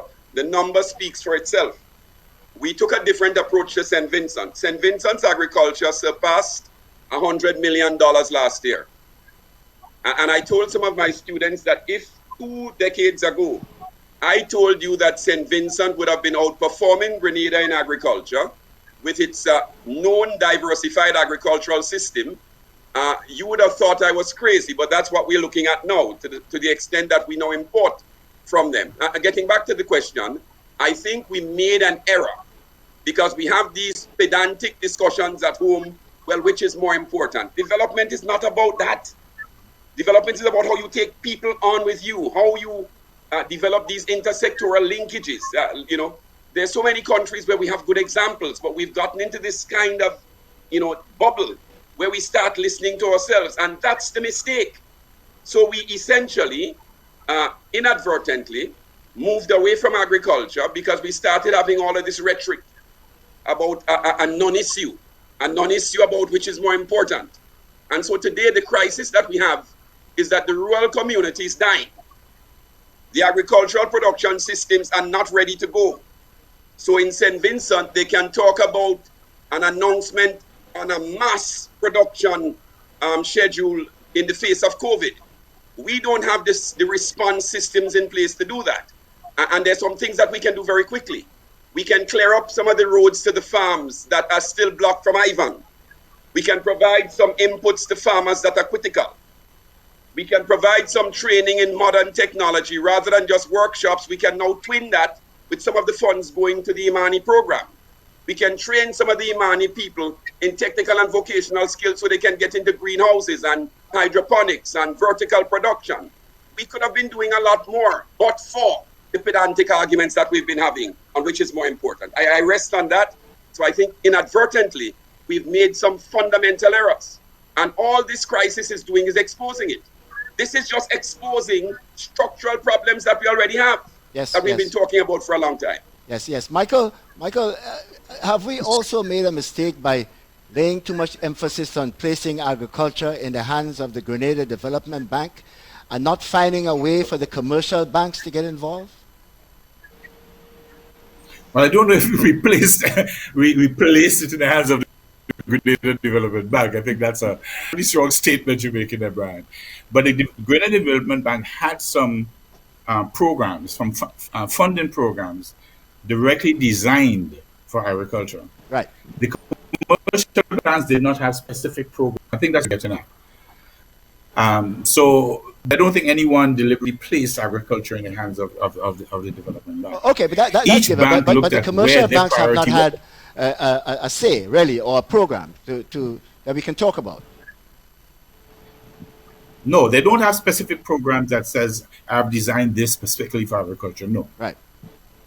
And for that to happen, would there be some kind of guarantee from the government? That's the long and short of it. That's the long and short of it. We can get into the reasons and so, but there's no specific program in a commercial bank I'm aware of directed specifically at agriculture. No. So, Alan, are we talking here about education and transparency as far as we go? I mean, if we have to go forward, we've made some mistakes. We are here.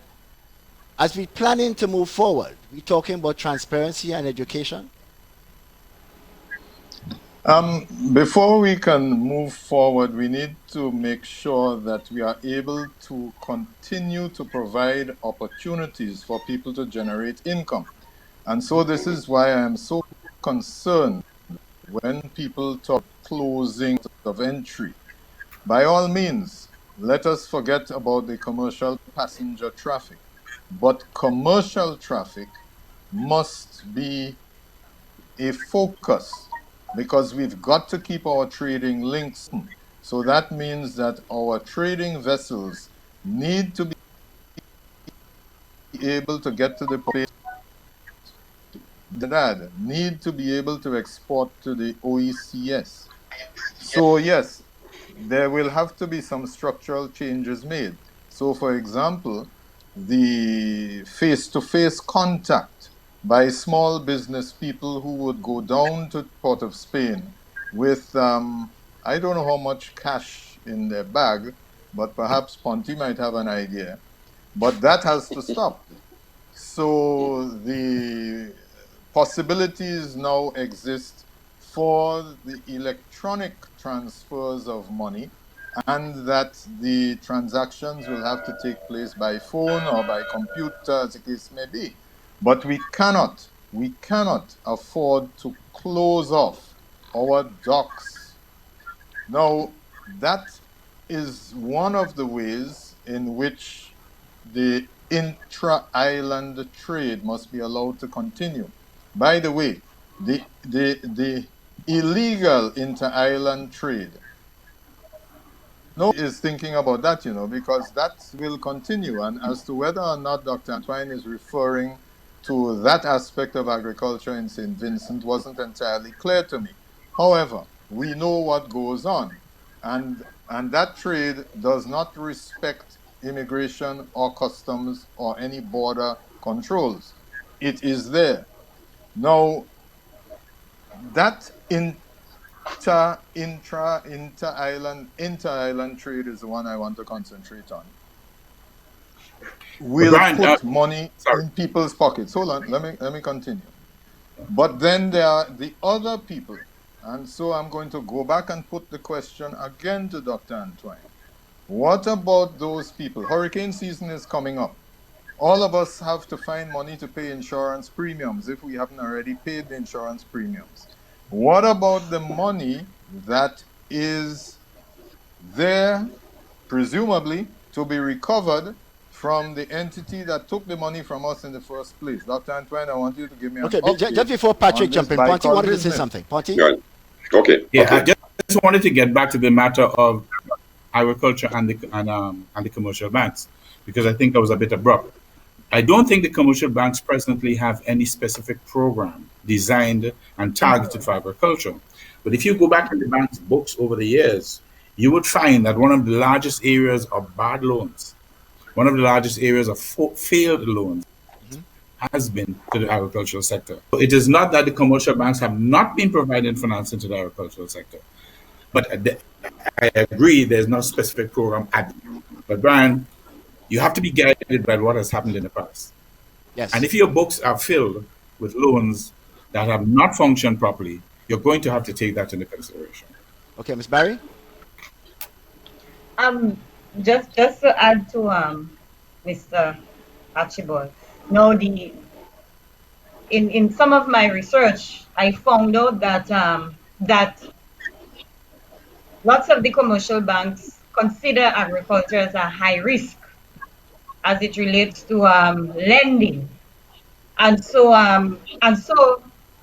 there must be some discussions around how, because that speaks to one of the major problems that farmers have, which is access to financing, which is key to agricultural development.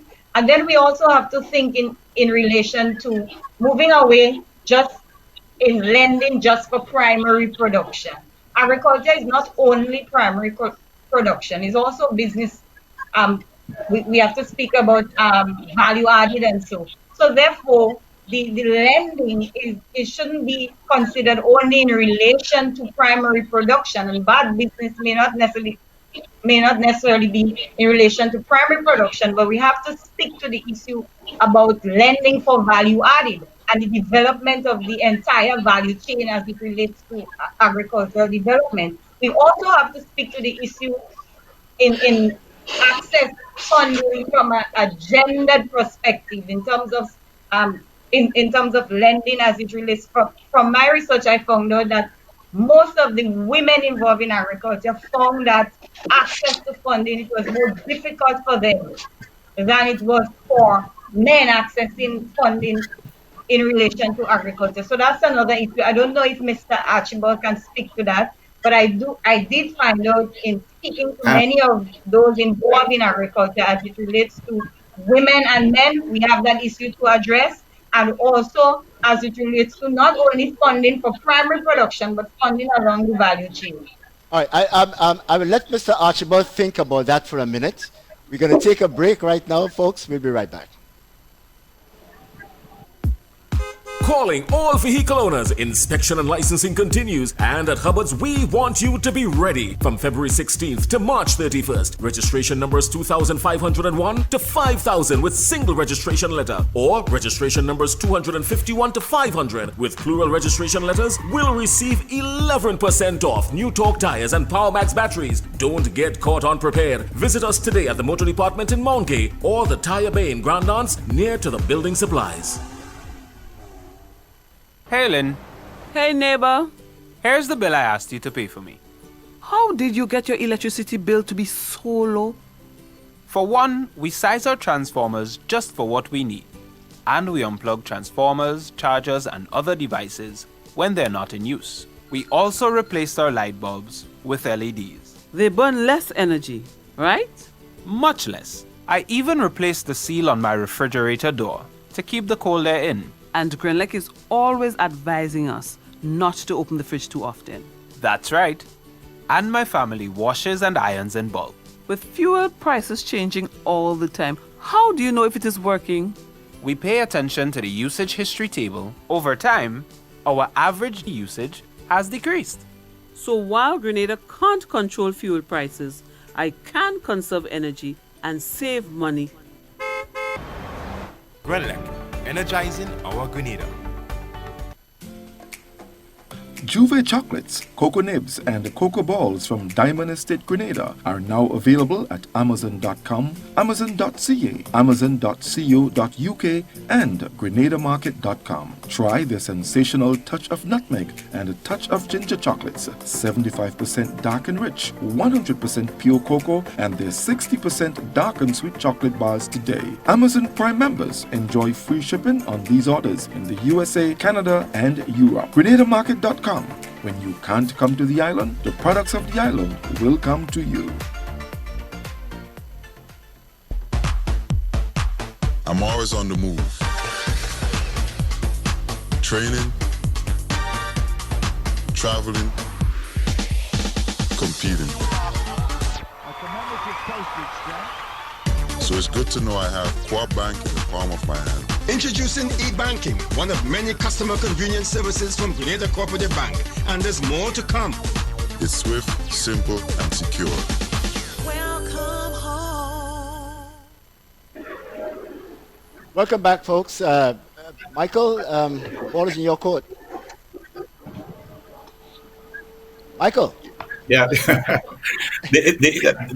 Dr. Barry raised several issues. One of them is the male-female situation. Now, that permeates our entire society, and it's not limited only to banks. I don't think a lending officer faces a customer and says, "You're a woman, I'm not going to give you a loan." And somebody else, "You're a man, therefore I'm going to give you a loan." But the difficulties that women face in our society permeates the entire society and is well documented. But to go directly to loans, 2 points. One, I think banks have been conditioned, yes, by their past experience about the difficulties in recovering the agricultural loans and therefore the size of the portfolio that goes by with regards to agriculture. So there has been some conditioning, unfortunately, of the thinking of the average lending officer. However, in all my years in banking, I've seen very few agricultural loans presented that made sense to me. So it's not simply the fact that the banks don't want to lend or the money is not available. But the approach is being made. If you sit behind a desk and someone approaches you and they want a loan, there's certain questions they have to answer, certain information that they have to provide. One of the things I find very difficult is obtaining information from the average farmer that makes sense.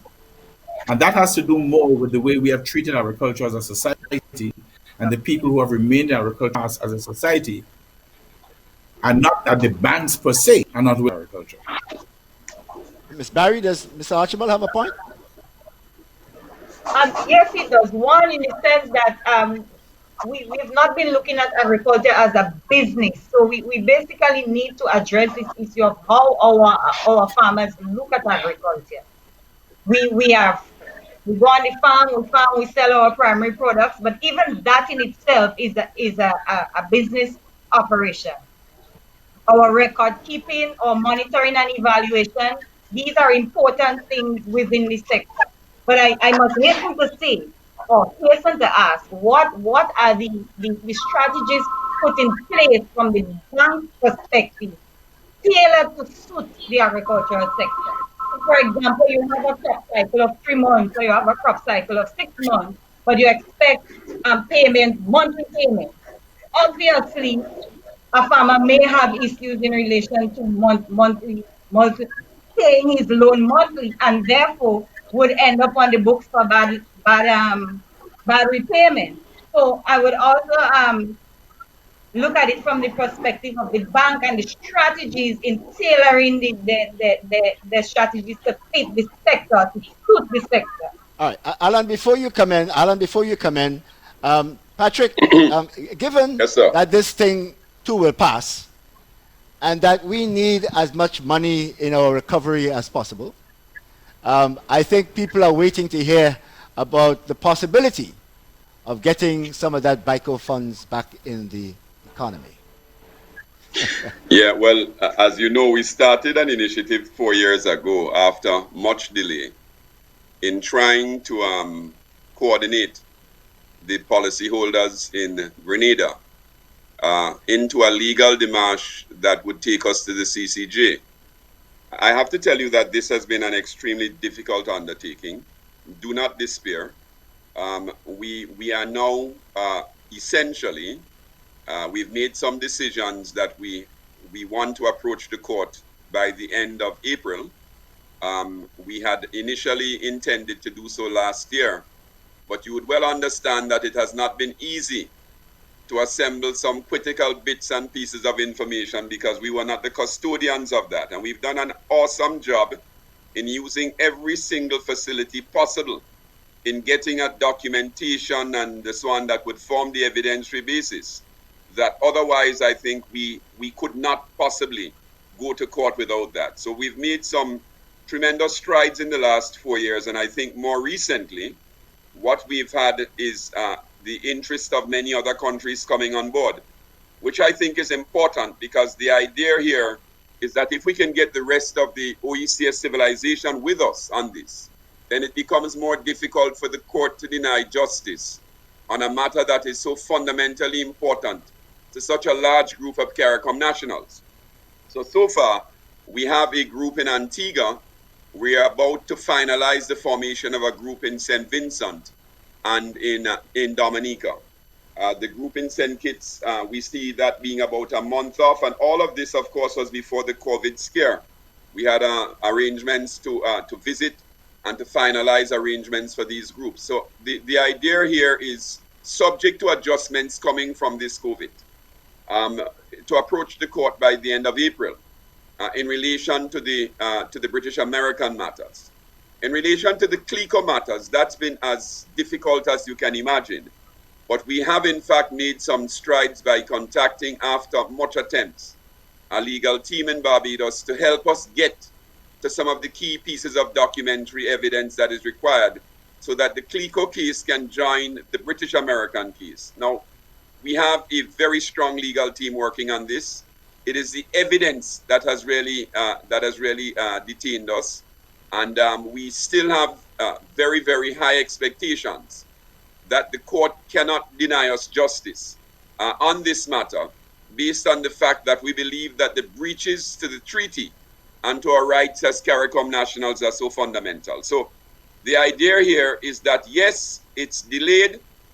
We say to the policyholders, we started perhaps 9 years too late because this thing happened in 2007, 8, around there, if I'm correct, or before that. My memory sometimes gets cloudy with this, but we've been at this for about 4 years, and I think we're now in a position where we can truly say we will not get any more evidence from waiting. We're going to have to approach the court and then ask and hope that the court, in its wisdom, and we believe that the court is going to be wise, will request that certain items of evidence that we need be provided through disclosure. So that's where we are in that regard. Let me just say the following, though. So Patrick, we've done this as policyholders, not as governments, okay? Patrick, it is not a case justice prolonged is justice denied. I mean, why is this taking so long? Why is what taking so long? Getting the funds back or taking it to court? Getting justice. Well, the key thing here is that British American and Clico did not operate as your typical company. You have to understand that a lot of the failings were at the regulatory level. So whereas, for instance, if I have a problem with Hubbard's, I can go to the income tax department, I can go to, and that's not by prejudice of naming Hubbard's, GBL, Grenada Breweries Limited, Shelter Solutions. There are places I can go to because they have to make, they have to file, and they have to file accurately, and the accounts must be properly audited. That wasn't the case with these companies. They were allowed essentially hold on, a Patrick, free rein. Patrick, hold a sec. So we're talking about the fault lying at the feet of the regulatory authority in the individual islands? I'm saying that the fault has to be shared, follow me, as opposed to liability. Follow me? Okay. As opposed to liability. I'm saying that the part of the difficulties that we've had getting this to court is that a lot of what would normally have been required of companies operating in your jurisdiction. Okay. For instance, you can collateralize against land. Okay. Where is the valuation from the land coming from? I mean, it's a Pandora's box. All right, you can't just take people's deposits and send it out. And all of those checks weren't there. I'm going to leave this Pandora's box to another occasion when we have more time. Alan, you wanted to say something? Yes, Alan. Yes, with regard to agriculture. Now, we've just had a recounting from the commercial banker's perspective and the Dr. Barry's perspective. But from my perspective, I have seen successful female farmers who operate their businesses, and I think that they are doing rather well. But, Brian, in pursuance of your argument with regard to the regulatory authority, we have a Ministry of Agriculture, we have a number of extension officers. We pay public servants and give them duty-free concessions so they park up those vehicles and use government vehicles to go out into the field. I don't know what they do out there, but I think that the Ministry of Agriculture has repeatedly failed the farming community in not advancing them to where they ought to be. So those farmers, and I'm thinking of two particular female farmers, have really managed to get to where they are very often on their own initiative and have not had the necessary support that you expect to get from the Ministry of Agriculture. Okay, I just want to change the topic a little bit, Patrick. To you, before this virus, Patrick, the gap between rich and poor continues to widen. I think it was widening by the day. There's a lot of conversation in the world today, Patrick, about our living wage as opposed to a minimum wage. A lot of countries have been talking about that in recent times to have the population recover and recover faster. Is this something that we should be thinking about in the Caribbean? Yeah, I want to answer the question this way, though. I want to say that there is a direct positive correlation between the level of education and the level of poverty. I want to say that where the level of education, I did say positive, perhaps I should just make it clear and just say negative relationship, so that when the level of education is low, the level of poverty is high.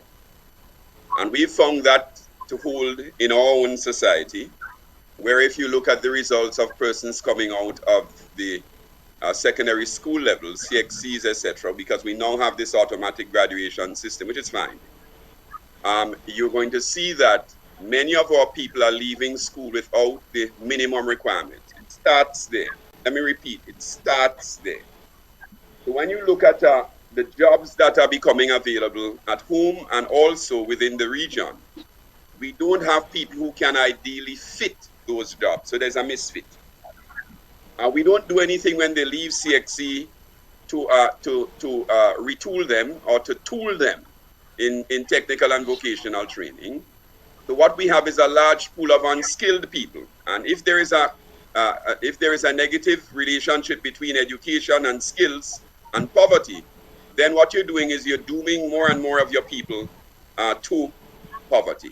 Now you have to understand that practically, talking to farmers 2 weeks ago in St. Patrick's, a guy tells me that, look, even basic functions, you have to have a foreman's actually supervise some of these unskilled people because they will harm themselves, because they'll break the equipment. That is what we're dealing with. So dealing with the living wage is first of all to deal with productive work. We need to have people who are tailored to function in the jobs that are becoming available. Once we do that, then I think you're going to see us essentially lifting people from indigence, right, and taking them out of poverty because they have the tools themselves to take advantage of what's emerging. So I don't want to address this just from the standpoint of what a living wage is, because I did say before, society has some structural problems. And part of the problems that lead to poverty and the discussion about a living wage is a discussion about how we equip our people, particularly our youth, coming out increasingly without the functional skills to operate in a world that is transforming and that's becoming a little more sophisticated. I want to answer the question that way. Allan? It is correct because I spent a long time seeing the results of our educational system and trying to find meaningful career paths for the products of that system.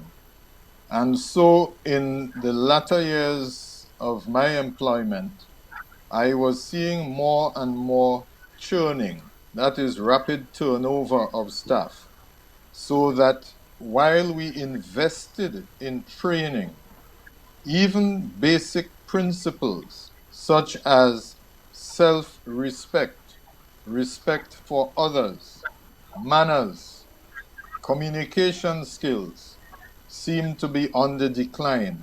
And so we invested in training our staff, but one of the major issues, I think, which many employers have experienced at the lower levels of educational attainment have to do with the inability of people to understand the difference between right and wrong, the lack of respect for private property, the lack of respect for women, the lack of respect for children. And why is that? I cannot say. I am not a sociologist, but what I can point to is the pervasiveness of negative images on our television, on the airwaves, on the smartphones, and perhaps not surprisingly, the images promoted by those in authority. Monty, we have not provided a lot of sustainable jobs for these people that we've trained, have we? I have to agree we haven't, and I have to agree with what Allan and Patrick has said. The education system has not produced the kind of people that fit the jobs available, or in the jobs that are coming available. And one of the problems we had in the sector in which I came from is you hire someone with 14 and 15 O-levels or A-levels, and you find that simple arithmetic is a difficulty. And you wonder how that person passed O-levels and all these things. You find, as Allan has said, just simply what you would expect from someone coming to work. If you look at the applications that are written, the grammar in the applications, and these are people with 10 O-levels. And in lots of different ways, they simply don't fit what is available at present, or as Dr. Antoine has said, the kind of way in which the economy is evolving and the jobs that are being made available there, they can't fit. So they end up not being employed. And you have a situation of a higher level of employment that you should have. You went to school in Trinidad, I understand. The University of the West Indies have invested a lot of time and effort into off-campus. We are now training a lot of people in a lot of these islands, Grenada included. How are we going to employ all these people? Well, we have to train our people to create their own employment. So we're talking about self-employment. And again, the agricultural sector presents itself as being most important from that perspective. We train up individuals to get involved, and very often we see agriculture as only, as I would have alluded to earlier on, only in primary production. But we can look at all the other areas that we can invest and encourage persons within the sector. Now, we talk about the University of the West Indies. From the Faculty of Food and Agriculture, when we look at the number of students from Grenada, it is very minuscule. We don't have much persons studying in that sector in Grenada. We also have a farm school in Grenada that we can develop and get persons to take the agriculture sector from primary production right through industry.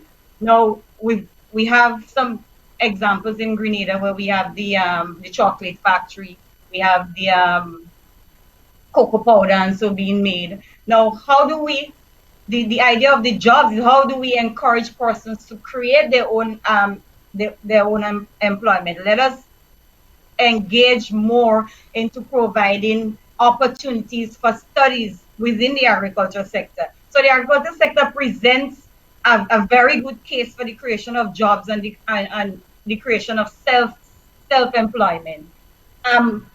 Before I continue, I just want to go on one point that Mr. Bierzyński has mentioned earlier on as it relates to the the extensionists. We have to bear in mind, we cannot just throw them under the bus. We have to bear in mind that the resources available to them in support of the farmers is up for questioning. So, and they basically, we also have to look at the number of trained extensionists we have. We have an Imani project program where we have a number of persons involved there as extensionists who are not basically trained as extensionists. We don't have a large cadre of trained personnel in that perspective. So we have to look at it also from that. And then another point Mr.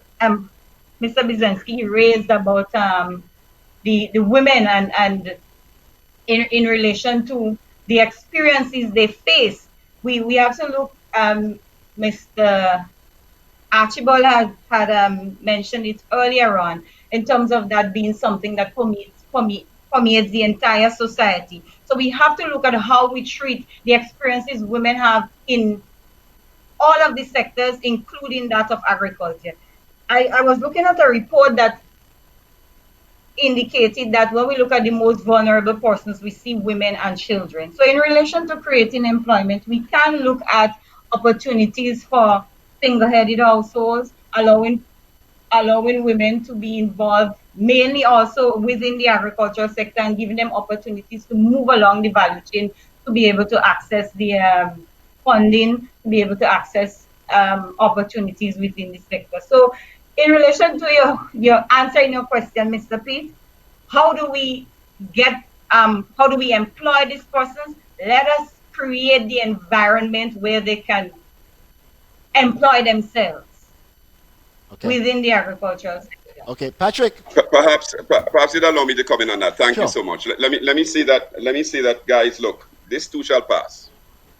This too shall pass, and we're living in a global economy now. My own prescription for what our country needs to do is that we need to recognize that our country is one of the few countries in the world. This is both a negative and a positive, but I want to use it in the positive, which has been depopulated. We've moved, and I heard the point made as well by one of our colleagues in Grenada. I can't remember who it was, but the statistic shows we've moved from about 123,000 down to about 90, 100. A lot of that is out migration, and a lot of that has helped to develop our country. I want to be very clear. We have to train people. This is my thesis for the global village. We have to train people to take up jobs in Japan.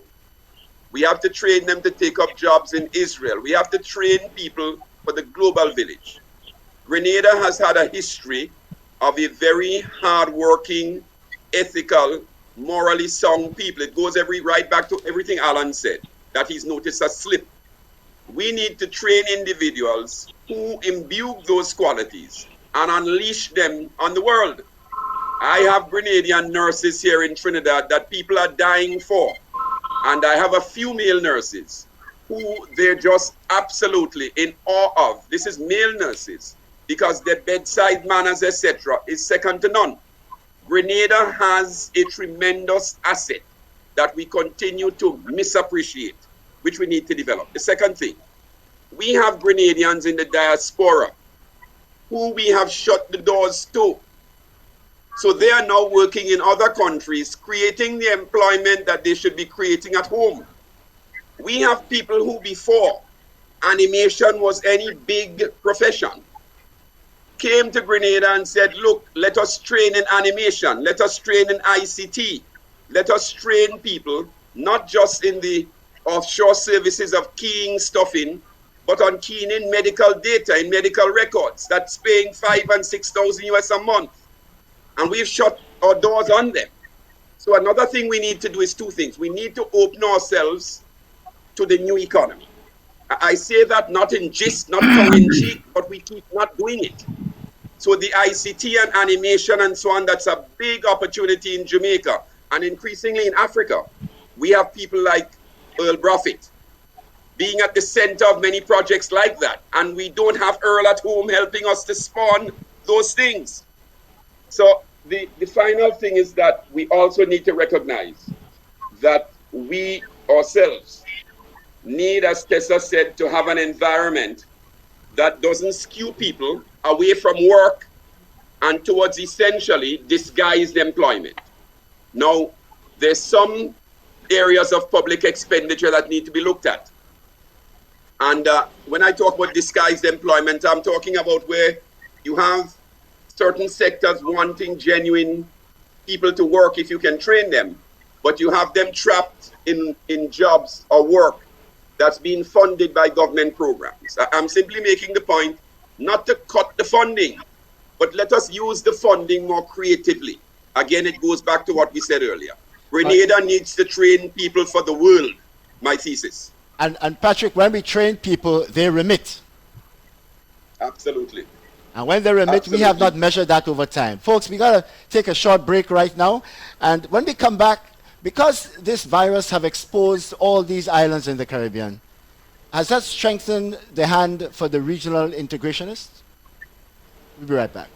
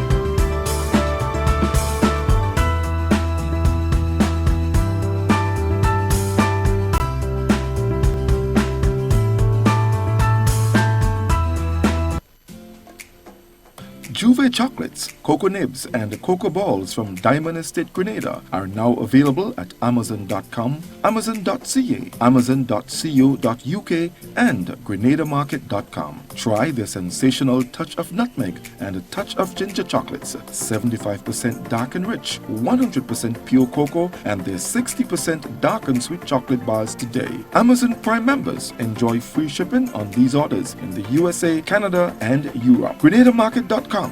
When you can't come to the island, the products of the island will come to you. Hey, Lynn. Hey, neighbor. Here's the bill I asked you to pay for me. How did you get your electricity bill to be so low? For one, we size our transformers just for what we need. And we unplug transformers, chargers, and other devices when they're not in use. We also replaced our light bulbs with LEDs. They burn less energy, right? Much less. I even replaced the seal on my refrigerator door to keep the cold air in. And GRENADA is always advising us not to open the fridge too often. That's right. And my family washes and irons in bulk. With fuel prices changing all the time, how do you know if it is working? We pay attention to the usage history table. Over time, our average usage has decreased. So while GRENADA can't control fuel prices, I can conserve energy and save money. GRENADA, energizing our Grenada.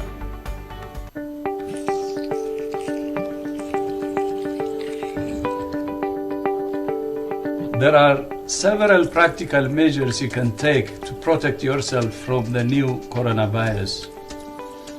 One of the most important is regular, safe, and effective hand hygiene, using soap and water or alcohol-based hand rub.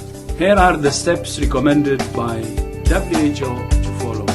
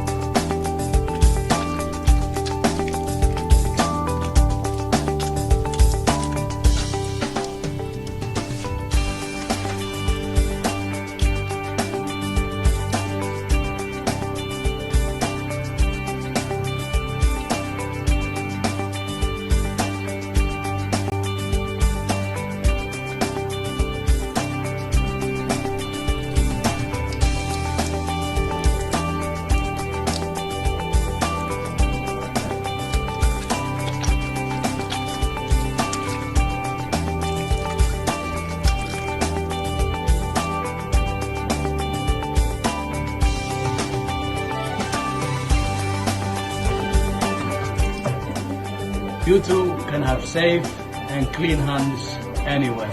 Now I'm calling on the world to take the WHO Safe Hands Challenge to be ready for coronavirus.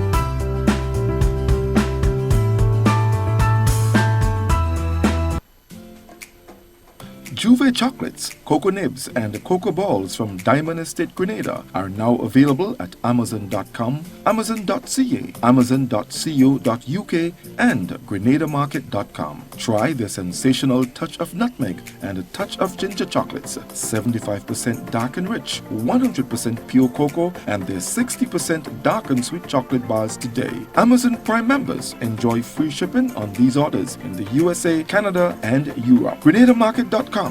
When you can't come to the island, the products of the island will come to you. Hey, Lynn. Hey, neighbor. Here's the bill I asked you to pay for me. How did you get your electricity bill to be so low? For one, we size our transformers just for what we need.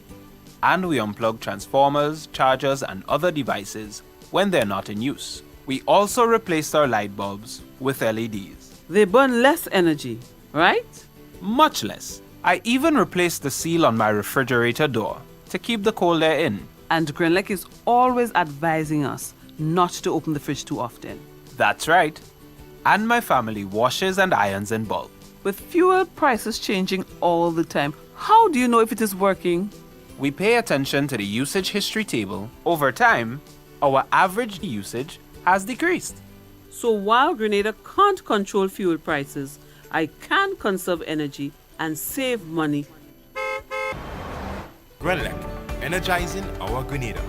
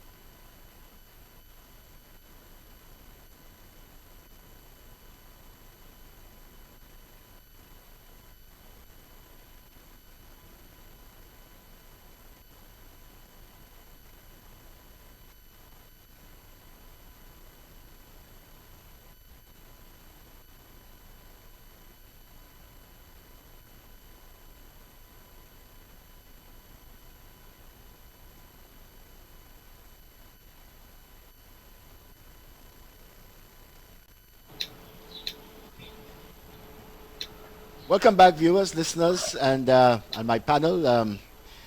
Gentlemen and lady, I'm about to have a co-host for this section.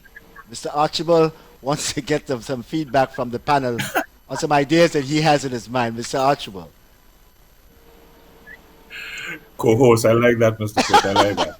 I wanted us to look forward a little bit. We've been focusing on today, and I wanted us to look forward a little bit. And I have an opinion that life and the way we live our economy, the way we live our lives and our economy is going to be fundamentally changed as a result of this virus. And I don't think I'm being alarmist in saying that. I think we have tended to focus from holding people together. By that I mean, if you look at the tourism industry, we fit as many people as possible into a building called a hotel, because it's efficient and a nice way of doing business. Going forward, is that the way that we're going to continue to do it, or should we be looking at that and examining that and see if we should change? For instance, the smaller chalets, maybe on the way Spice Island is set up rather than a main building. If you look at the way our schools are, we have school farms, essentially school farms. We drop all the kids off in the hundreds to a building, and they stay together for the most of the day. And we pick them up in the afternoon. We hold people at all stages of our lives. Given of this virus, that the holding of people or the jamming of people together is going to be, will have to change. And we should start looking at how we're going to live our lives, going to organize our economies going forward with this in mind. Just an opinion. I'd love to hear some. Any feedback, Alan? Yeah, sure. With regard to the hotels, Grenada has, up until the advent of sandals, been able to avoid mass tourism. And so I think Michael is right. If you look at the spread of a property such as Spice Island Resort, or to a lesser extent the current Radisson, They are not high density properties. And so one has to wonder about the advisability of the current property which is being erected at the end of Grandance Beach and going up the hill to the top of Montrose, really. As to whether or not that is a model that has passed its best by date, we don't know. With regard to schools, certainly I would see that in the future, more and more online delivery will be necessary. And in that regard, it is heartening that we've had the repetition of promises to provide tablets to students in schools. So we'll see how that is delivered. With regard to the herding of people together, well, I don't know what we can do about public transport because that is a necessity unless we can decentralize more. But it's certainly a very useful perspective that is worthy of consideration. Another fundamental change to our lifestyle. I don't know how we're going to be able to suggest that herding thousands of people together on Juve morning is a good idea. So we shall see about that one. I'll hand over to anybody else. Miss Barry, I'll let you comment next. But should we be talking about diversifying the economy and paying more attention to preschool? That's the question you're asking, or you want me to comment on? Well, I just want to add that to the comment that Ponty made. I think it's as it relates to the way forward, it is an opportunity for us to take the lessons that we gain from this COVID experience. Now, education-wise, UE has just completed a 1-week training for the lecturers and the facilitators to move the rest of the semester fully online, to conduct assessments as well as lectures fully online. So that I asked the question recently if that COVID means a totally new approach in the way in which education will be delivered. Yes, we have been delivering education to a certain extent online, but as it relates to the region, the percentage is not very high. Now, UE, for example, we have Open Campus, where I got my first degree through Open Campus, which was online. And but when it comes to the primary, the secondary, it's almost like a totally new area for us, even the preschoolers. And we have to take into consideration the training of persons in dealing with the technology and the various platforms that can be utilized to administer education. So the government would have to look into approaching it from that perspective.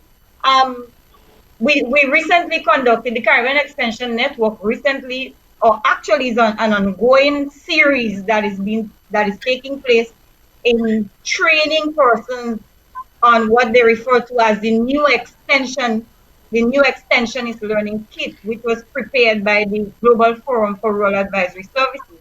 We have facilitators from across the globe. There are facilitators from Africa, from the Caribbean here, from Europe, and from other countries, and they conduct webinar series. And we have extensionists from across the region logging in on a monthly basis to these training opportunities. So that sticks to the direction which we will be going as it relates to that. Business-wise, we are also a little behind in trade regionally online. So a lot of persons purchase maybe from outside of the region online. So we have to consider the business approaches online regionally and locally. We have an example of the person, the organizations. I think I'm not sure if it's Foodware or Foodland that allows for delivery of groceries within a certain perimeter. We need to extend this perimeter now. Go out into the rural areas, extend the services to rural communities, and not only within the immediate perimeter of the supermarket. And I like the idea Mr. Brzezinski mentioned about decentralization, and this is an important concept. If you look within the Grenadian context, you see that a lot of our development is centered around the St. George's area. And I have this concept which I call not development, but how do I put it? It's like we're stepping backwards as it relates to the development within the rural sector. Because if you look at what's happening in St. Andrews area, for example, where we used to be referred to as the breadbasket of the nation, where you have so much commercial activity taking place. We have the closure of banks. Maybe some are outside of our control, but we have to look at what are the things we can do to decentralize some of our services and so for rural development. It's a ripe opportunity now for rural development from the perspective of decentralization. All right, Patrick, just quickly before you comment on Ponty, the importance of preschool and the importance of teachers, because we can't put everything online. Yeah, the way I want to come at this is as follows. I think we need to step back and just take a 10-second look at this problem. We have been here to a certain extent in the world before with outbreaks, but not as rapid as this and not as prolific as this one. But what we've learned from history is that our civilizations have coped. And in that regard, I want to start off by saying there are two approaches now. One is the suppression approach, which basically is that you try to just suppress the disease and not expose your population to it at all. So you close borders. The second approach is where you try to flatten the curve, where you try to isolate various groups, the high-risk groups, and then you try to manage the infection over time so it doesn't overwhelm your hospital capacity. Great. Now, this needs to be put into what we're asking, because as we speak now, there are vaccines being pursued, and there's also the issue of test kits being pursued. Here's where this is going. There's a outside timeline of this persisting for 18 to 24 months, 2 years. The optimistic approach is that this is going to take between 6 and 12 months in terms of test kits and vaccines, etc. If this lasts longer than a year, I think Pointy's point becomes important. Mr. Archibald's point becomes important. But if this is contained because they've found test kits, they've found a vaccine, then I think what we will see over the next 2 to 3 years, with all of the capacity that we have on cruise lines, the cruise vessels, the cruise ships, with all of the capacity all over the world in hotels and hotel rooms, is that our society will find ways, right, of essentially insulating persons who are in the high-risk groups through vaccines and tests, etc. And we will see a return essentially to what we would call, let's call it a new normal, but a normal anyway, in 2 to 3 years. If we don't have a solution within the next 12 months, then I think people are going to have to take hard decisions to change capital stock, because what Ponty is talking about is important, but some of it also requires retooling. Before that retooling takes place, the market has to be convinced that there is in fact no way that they can return to a new normal based on what technology is doing. In that regard, let me say a couple of things. One, this crisis has again unearthed some things that we've spoken about, but we haven't done. We've spoken about online learning, and we've spoken about remote learning through the use of technology for a long time. In the case of Grenada, if you go back to 2012 and 13, that was a hot topic because Prime Minister Mitchell is in fact the chairman of the the telecommunications group in CARICOM. Actually, it's ICT, Information and Communications Technology. So going back to 2013, we've spoken about this, but we just haven't done it. We've said, look, you have children in secondary schools where they don't have maths teachers who are very good. Or where, for instance, something like add maths may not be offered, but they want to do it. Let us commit to putting the tools in place so we can educate them. We've said, look, we have people who the market wants in Chagaramas, where I'm looking at now, to do things like, underwater welding and linesmen, and our boys do very well here. But we don't have those courses in Grenada. We don't need to. Let us set up online programs so we can have certification for them based on programs offered in Australia, New Zealand, the UK, the United States, but we haven't done it. So I'm agreeing with Ponty on the education side that I think we need to make some shifts and we need to readjust, but not only because of COVID. We needed to do that anyway. I think COVID makes it more urgent that we do it now. I agree with everything Allan has said too, and I think the question that Ponty has put is actually quite interesting, and we need to focus on it some more. But there's some things we need to do anyway. That's the way I want to answer that. All right, we got to take a short break right now, folks. We'll be right back in a few minutes. April. This postponement is due to the recently announced measures by Grenada's public health authorities in response to the threat of coronavirus. Heritage Theatre is fully supportive of these measures and encourages all patrons, as well as the general public, to fully comply with them. As well as with other advice given by the Ministry of Health and official bodies like the World Health Organization on steps to be taken to keep the nation safe. These measures include the following. First of all, do not panic. Avoid large crowds and wash hands regularly with soap and water. Please pay special attention to how you interact with the elderly and other vulnerable persons. Try to resist touching your face, and most of all, treat yourself as if you have the virus and want to avoid passing it on to anyone else. We eagerly look forward to staging the play once we're given the green light to do so. Meanwhile, we ask patrons hold on to your tickets as they will be honored when the play is staged.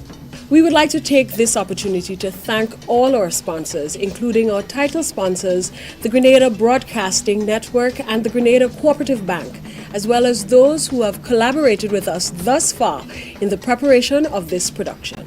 We thank you, our patrons, for your understanding and continued support. Let us work together to overcome this challenge.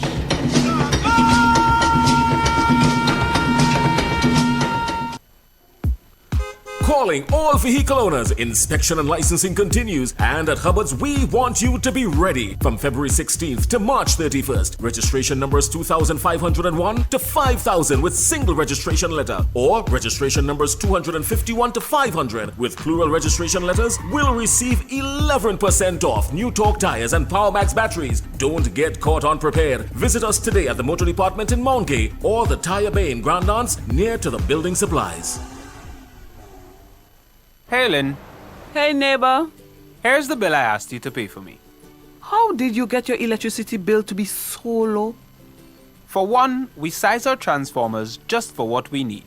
And we unplug transformers, chargers, and other devices when they're not in use. We also replaced our light bulbs with LEDs. They burn less energy, right? Much less. I even replaced the seal on my refrigerator door to keep the cold air in. And Grenelec is always advising us not to open the fridge too often. That's right. And my family washes and irons in bulk. With fuel prices changing all the time, how do you know if it is working? We pay attention to the usage history table. Over time, our average usage has decreased. So while Grenada can't control fuel prices, I can conserve energy and save money. GRENADA, energizing our Grenada.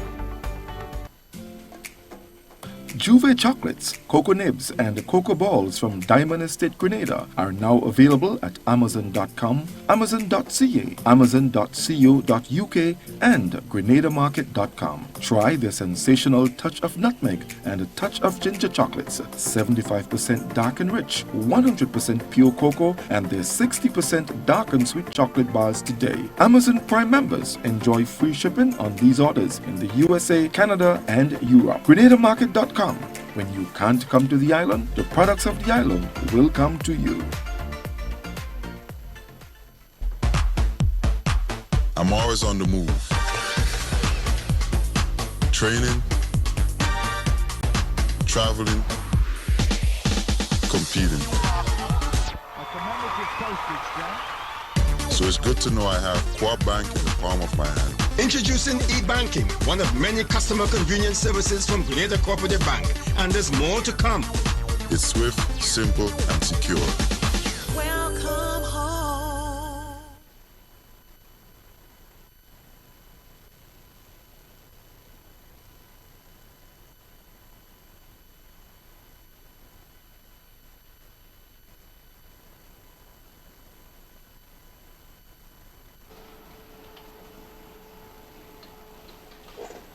In Grenada and in the diaspora.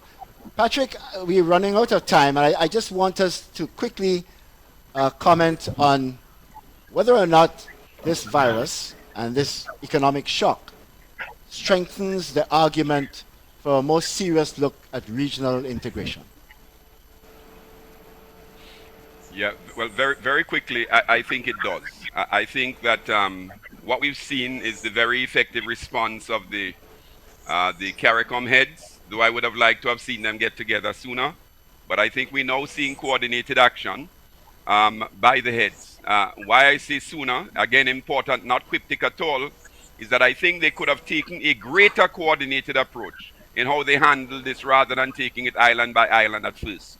But I see it all converging in the right direction now, and I think that's important. Secondly, ministers of agriculture got together and they started speaking about how it is we actually now start trading more with each other. And I heard ALLAN talk about, the social distancing. Well, they've now agreed that they wouldn't interrupt interregional trade. They're going to put mechanisms in place so that the crews don't have to disembark, but they can take the cargo off, and that's a good step. Look, the test of this is going to be how strong our heads and our integration system sticks together. My own view is that there are many things that they should have done for some time. For instance, putting I want to be clear, a CARICOM agricultural plan in place, not just discrete things when they happen. Because we have had hurricanes. We've had 2008 when our region faced rapidly rising food prices, and we had to scamper to CARICOM and suspend duties. It is time for CARICOM to recognize that you're either in this game or you're not in it. And I think a lot of them have now decided that they're in it. So that it calls for more integration, not less integration, if we can get this done. ICT, same thing. We need to get the single ICT space done. Prime Minister Mitchell has presided over this for a long time. We've had some really small steps. Recently, we heard the announcement on no roaming charges. We need to do more. We need to move more quickly. We need to push the envelope. Yes, more integration, not less. This certainly does make the case for it. Ms. Barry? I think so. I would say, before I comment, I would say that every country must be transparent about its capabilities to deal with that. And going forward, we therefore would know how and where we need to integrate. But I also have to say that we don't need to reinvent the wheel. We already have and have spoken to a number of strategies in how we integrate and moving forward with integration. I see that the right step is being taken, and I say that we look to what we already have on paper. Now is to get it materialized. It's not that we haven't looked at regional integration. We've had so many experiences as it relates to regional integration, but when it comes to implementation, we have not been seeing that. And this is the direction we need to go. So it's not a question of reinventing the wheel, but actually getting the wheel to turn. Mr. Archibald? I think the lack of progress has been most disappointing as far as integration is concerned. And this crisis that we are facing are actually forcing the governments at varying levels to talk to each other more and move the integration process forward. I agree that this whole crisis that we are facing has made the argument for integration even stronger. Mr. Brzezinski. Well, we've been hearing for a long time about the single market and economy, and so the devil is in the details, as we say. But I want to look on the ground here, where the first point in the government's response has to do with $20 million worth of payroll support to the tourism sector, including taxi drivers and tourist vendors. I want to say that this support must be reflected in the behavior of individual players in the sector. I want to commend the approach taken by the St. George's University. While they have reduced the density of their student population, classes continue. The university is open. The staff have been advised that they will continue to receive their salaries. This is the type of approach that I hope will be followed by some of the major players in the tourism industry in particular, if I am to feel that the payroll support coming out of the consolidated fund to which I have contributed is in fact justified. Ladies and gentlemen, closing words. Ponty? This too will pass. And I think two things are important here. There are opportunities in every crisis. There are opportunities in every crisis. And we must make sure that we grasp the opportunities that are there and benefit from this crisis. But this too will pass. Barry? Yeah, I would add to what Mr. Archibald is saying by let's take the lessons from it moving forward and bearing in mind that this is just one of the many crises we'll face in the future given the existing world. And how we deal with it now would basically determine how we deal with the others we would meet going forward. Patrick? Yeah, I share the view that this will pass. I think Grenada is certainly in a position where we have a little bit of breathing room because we do have some fiscal space. We're going to have to look at that if this crisis persists beyond 6 months. I think it calls for a new kind of cooperation that is genuine across all levels of our society, not one that is opportunistic. I think it's going to call on us having, as Grenadians, to bring everyone into finding solutions to these difficulties. Luckily, as I said, we're at a good juncture. We need to focus on the things that we do well. We need to focus on the things that we know how to do well, but we haven't done.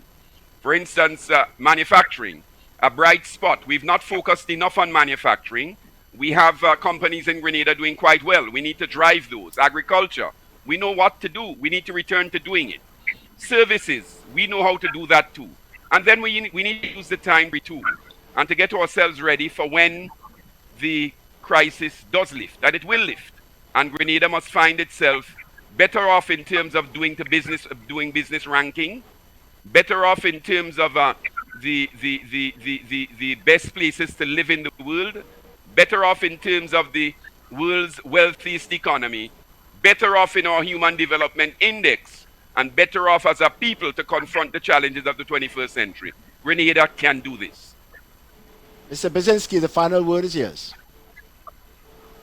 And remember that it is really the responses of individuals which will assist in flattening the curve of the number of infections and avoiding the excessive load on our healthcare. I have this with me, and I will be keeping it close. Ladies and gentlemen, let me thank you all for your contribution this morning. I had fun. I hope you did also. Use Clorox wipes. This too will pass, and I know that we will recover favorably. It's up to all of us to make a success of this experience. I hand you over to George. I thank you very much, everybody. Patrick and Tessa, Ponte, Alan, you, Brian. Look forward to seeing you on Friday morning. Sure. Sure. So, excuse me, Friday night. Friday night. Right. Pilgrims, just before you go, I just want to say this. You know that every Sunday morning, we bring you a piece from Little Angel. Well, in my mad rush to get these folks on this morning, I did not read Little Angel. So I'm just going to take a couple of minutes to read that very quickly for you. Here's what she has to say this week. Grenada's Prime Minister delivered addresses to the nation on March 13th and 20th, 2020, and did not convey news of any confirmed cases of COVID-19 within the Tri-Island state. Obviously, Grenadians will be happy to learn that COVID does not exist among them. But such good news is hard to believe, given the ease with which the transmission of the disease can take place and its presence among a number of other Caribbean islands, which have very close connections to Grenada. As a result, Grenadians have their doubts. Yes, Grenadians have their doubts, which are well-founded. On many occasions, they were taken for a ride, and they are very much aware of the lack of transparency within the country's governing structure. Grenadians are not the only ones who are concerned about what they have been told. On January 22nd, when President Donald Trump was asked by a reporter whether he was worried about the virus, his response was, "We have it totally under control. It's going to be just fine." The president was forced to change his tune 2 months later. COVID-19 will test the world's health systems, but it will also reveal the quality of governance, the benefits and failures of social practices among various nations. The spread of the virus is also forcing every human being to be honest with self and others. There have been stories of individuals having symptoms and not telling anyone for personal reasons. Others pretending to be normal, refusing to adhere to recommended protocols, and causing further infections. These demonstrate typical examples of selfishness. Selfishness and dishonesty on the part of individuals is counterproductive and will do more harm than good in curbing the spread of COVID-19. But selfishness and dishonesty can also prove to be worse if practiced by government. This was clearly demonstrated in China when the first signs of COVID were identified. Details surrounding the death of Dr. Li Wenliang on February 7th was the undeniable evidence. Some may not agree, but for much too long, China has failed miserably in governing its people with truth and openness, and it can be said that the practice has proven to be detrimental today with the spread of COVID-19. It goes without saying that the spread of the disease may have been avoided if only China was honest with itself, its people, and the rest of the world. Among the 195 countries, at least 150 have reported confirmed cases of COVID-19, and only time will tell how many more individuals will be affected and to what level the death toll will rise. There is also evidence that the world may have ignored a critical lesson which was taught by the 1918 Spanish flu. A historian speaking about that and what went wrong in 1918 wrote, "The government lied. They lied about everything. COVID-19 or no COVID-19, honesty and openness will continue to be critical today, tomorrow, and every day in the lives of human beings. And the greater good should always take priority over the lesser. The origin and spread of the pandemic is sufficient evidence to conclude that the action of one influenced the actions, and in this case, death and suffering of many. It is becoming more and more obvious that minorities rule majorities, and it is a wonder whether pandemics such as COVID-19 or any other world catastrophe will ever make this anomaly normal. The 1918 Spanish flu didn't. COVID-19 will prove to the world that lives are important and people-centered systems are critical for the existence and survival of mankind, and that selfishness and dishonesty play no part in supporting those systems. Signed, Little Angel. Dear friends, this is where, with a heart filled with thanks, I say thank you to Patrick, Tessa, Monty, Allan. Allan looks so look at that. Look at how it's like he's in a straitjacket. Monty and these guys fixed him up for him. And everybody else. Thank you all so much for joining me today. I really do appreciate it. See you tomorrow evening for our next edition of Good Day Grenada. God bless you.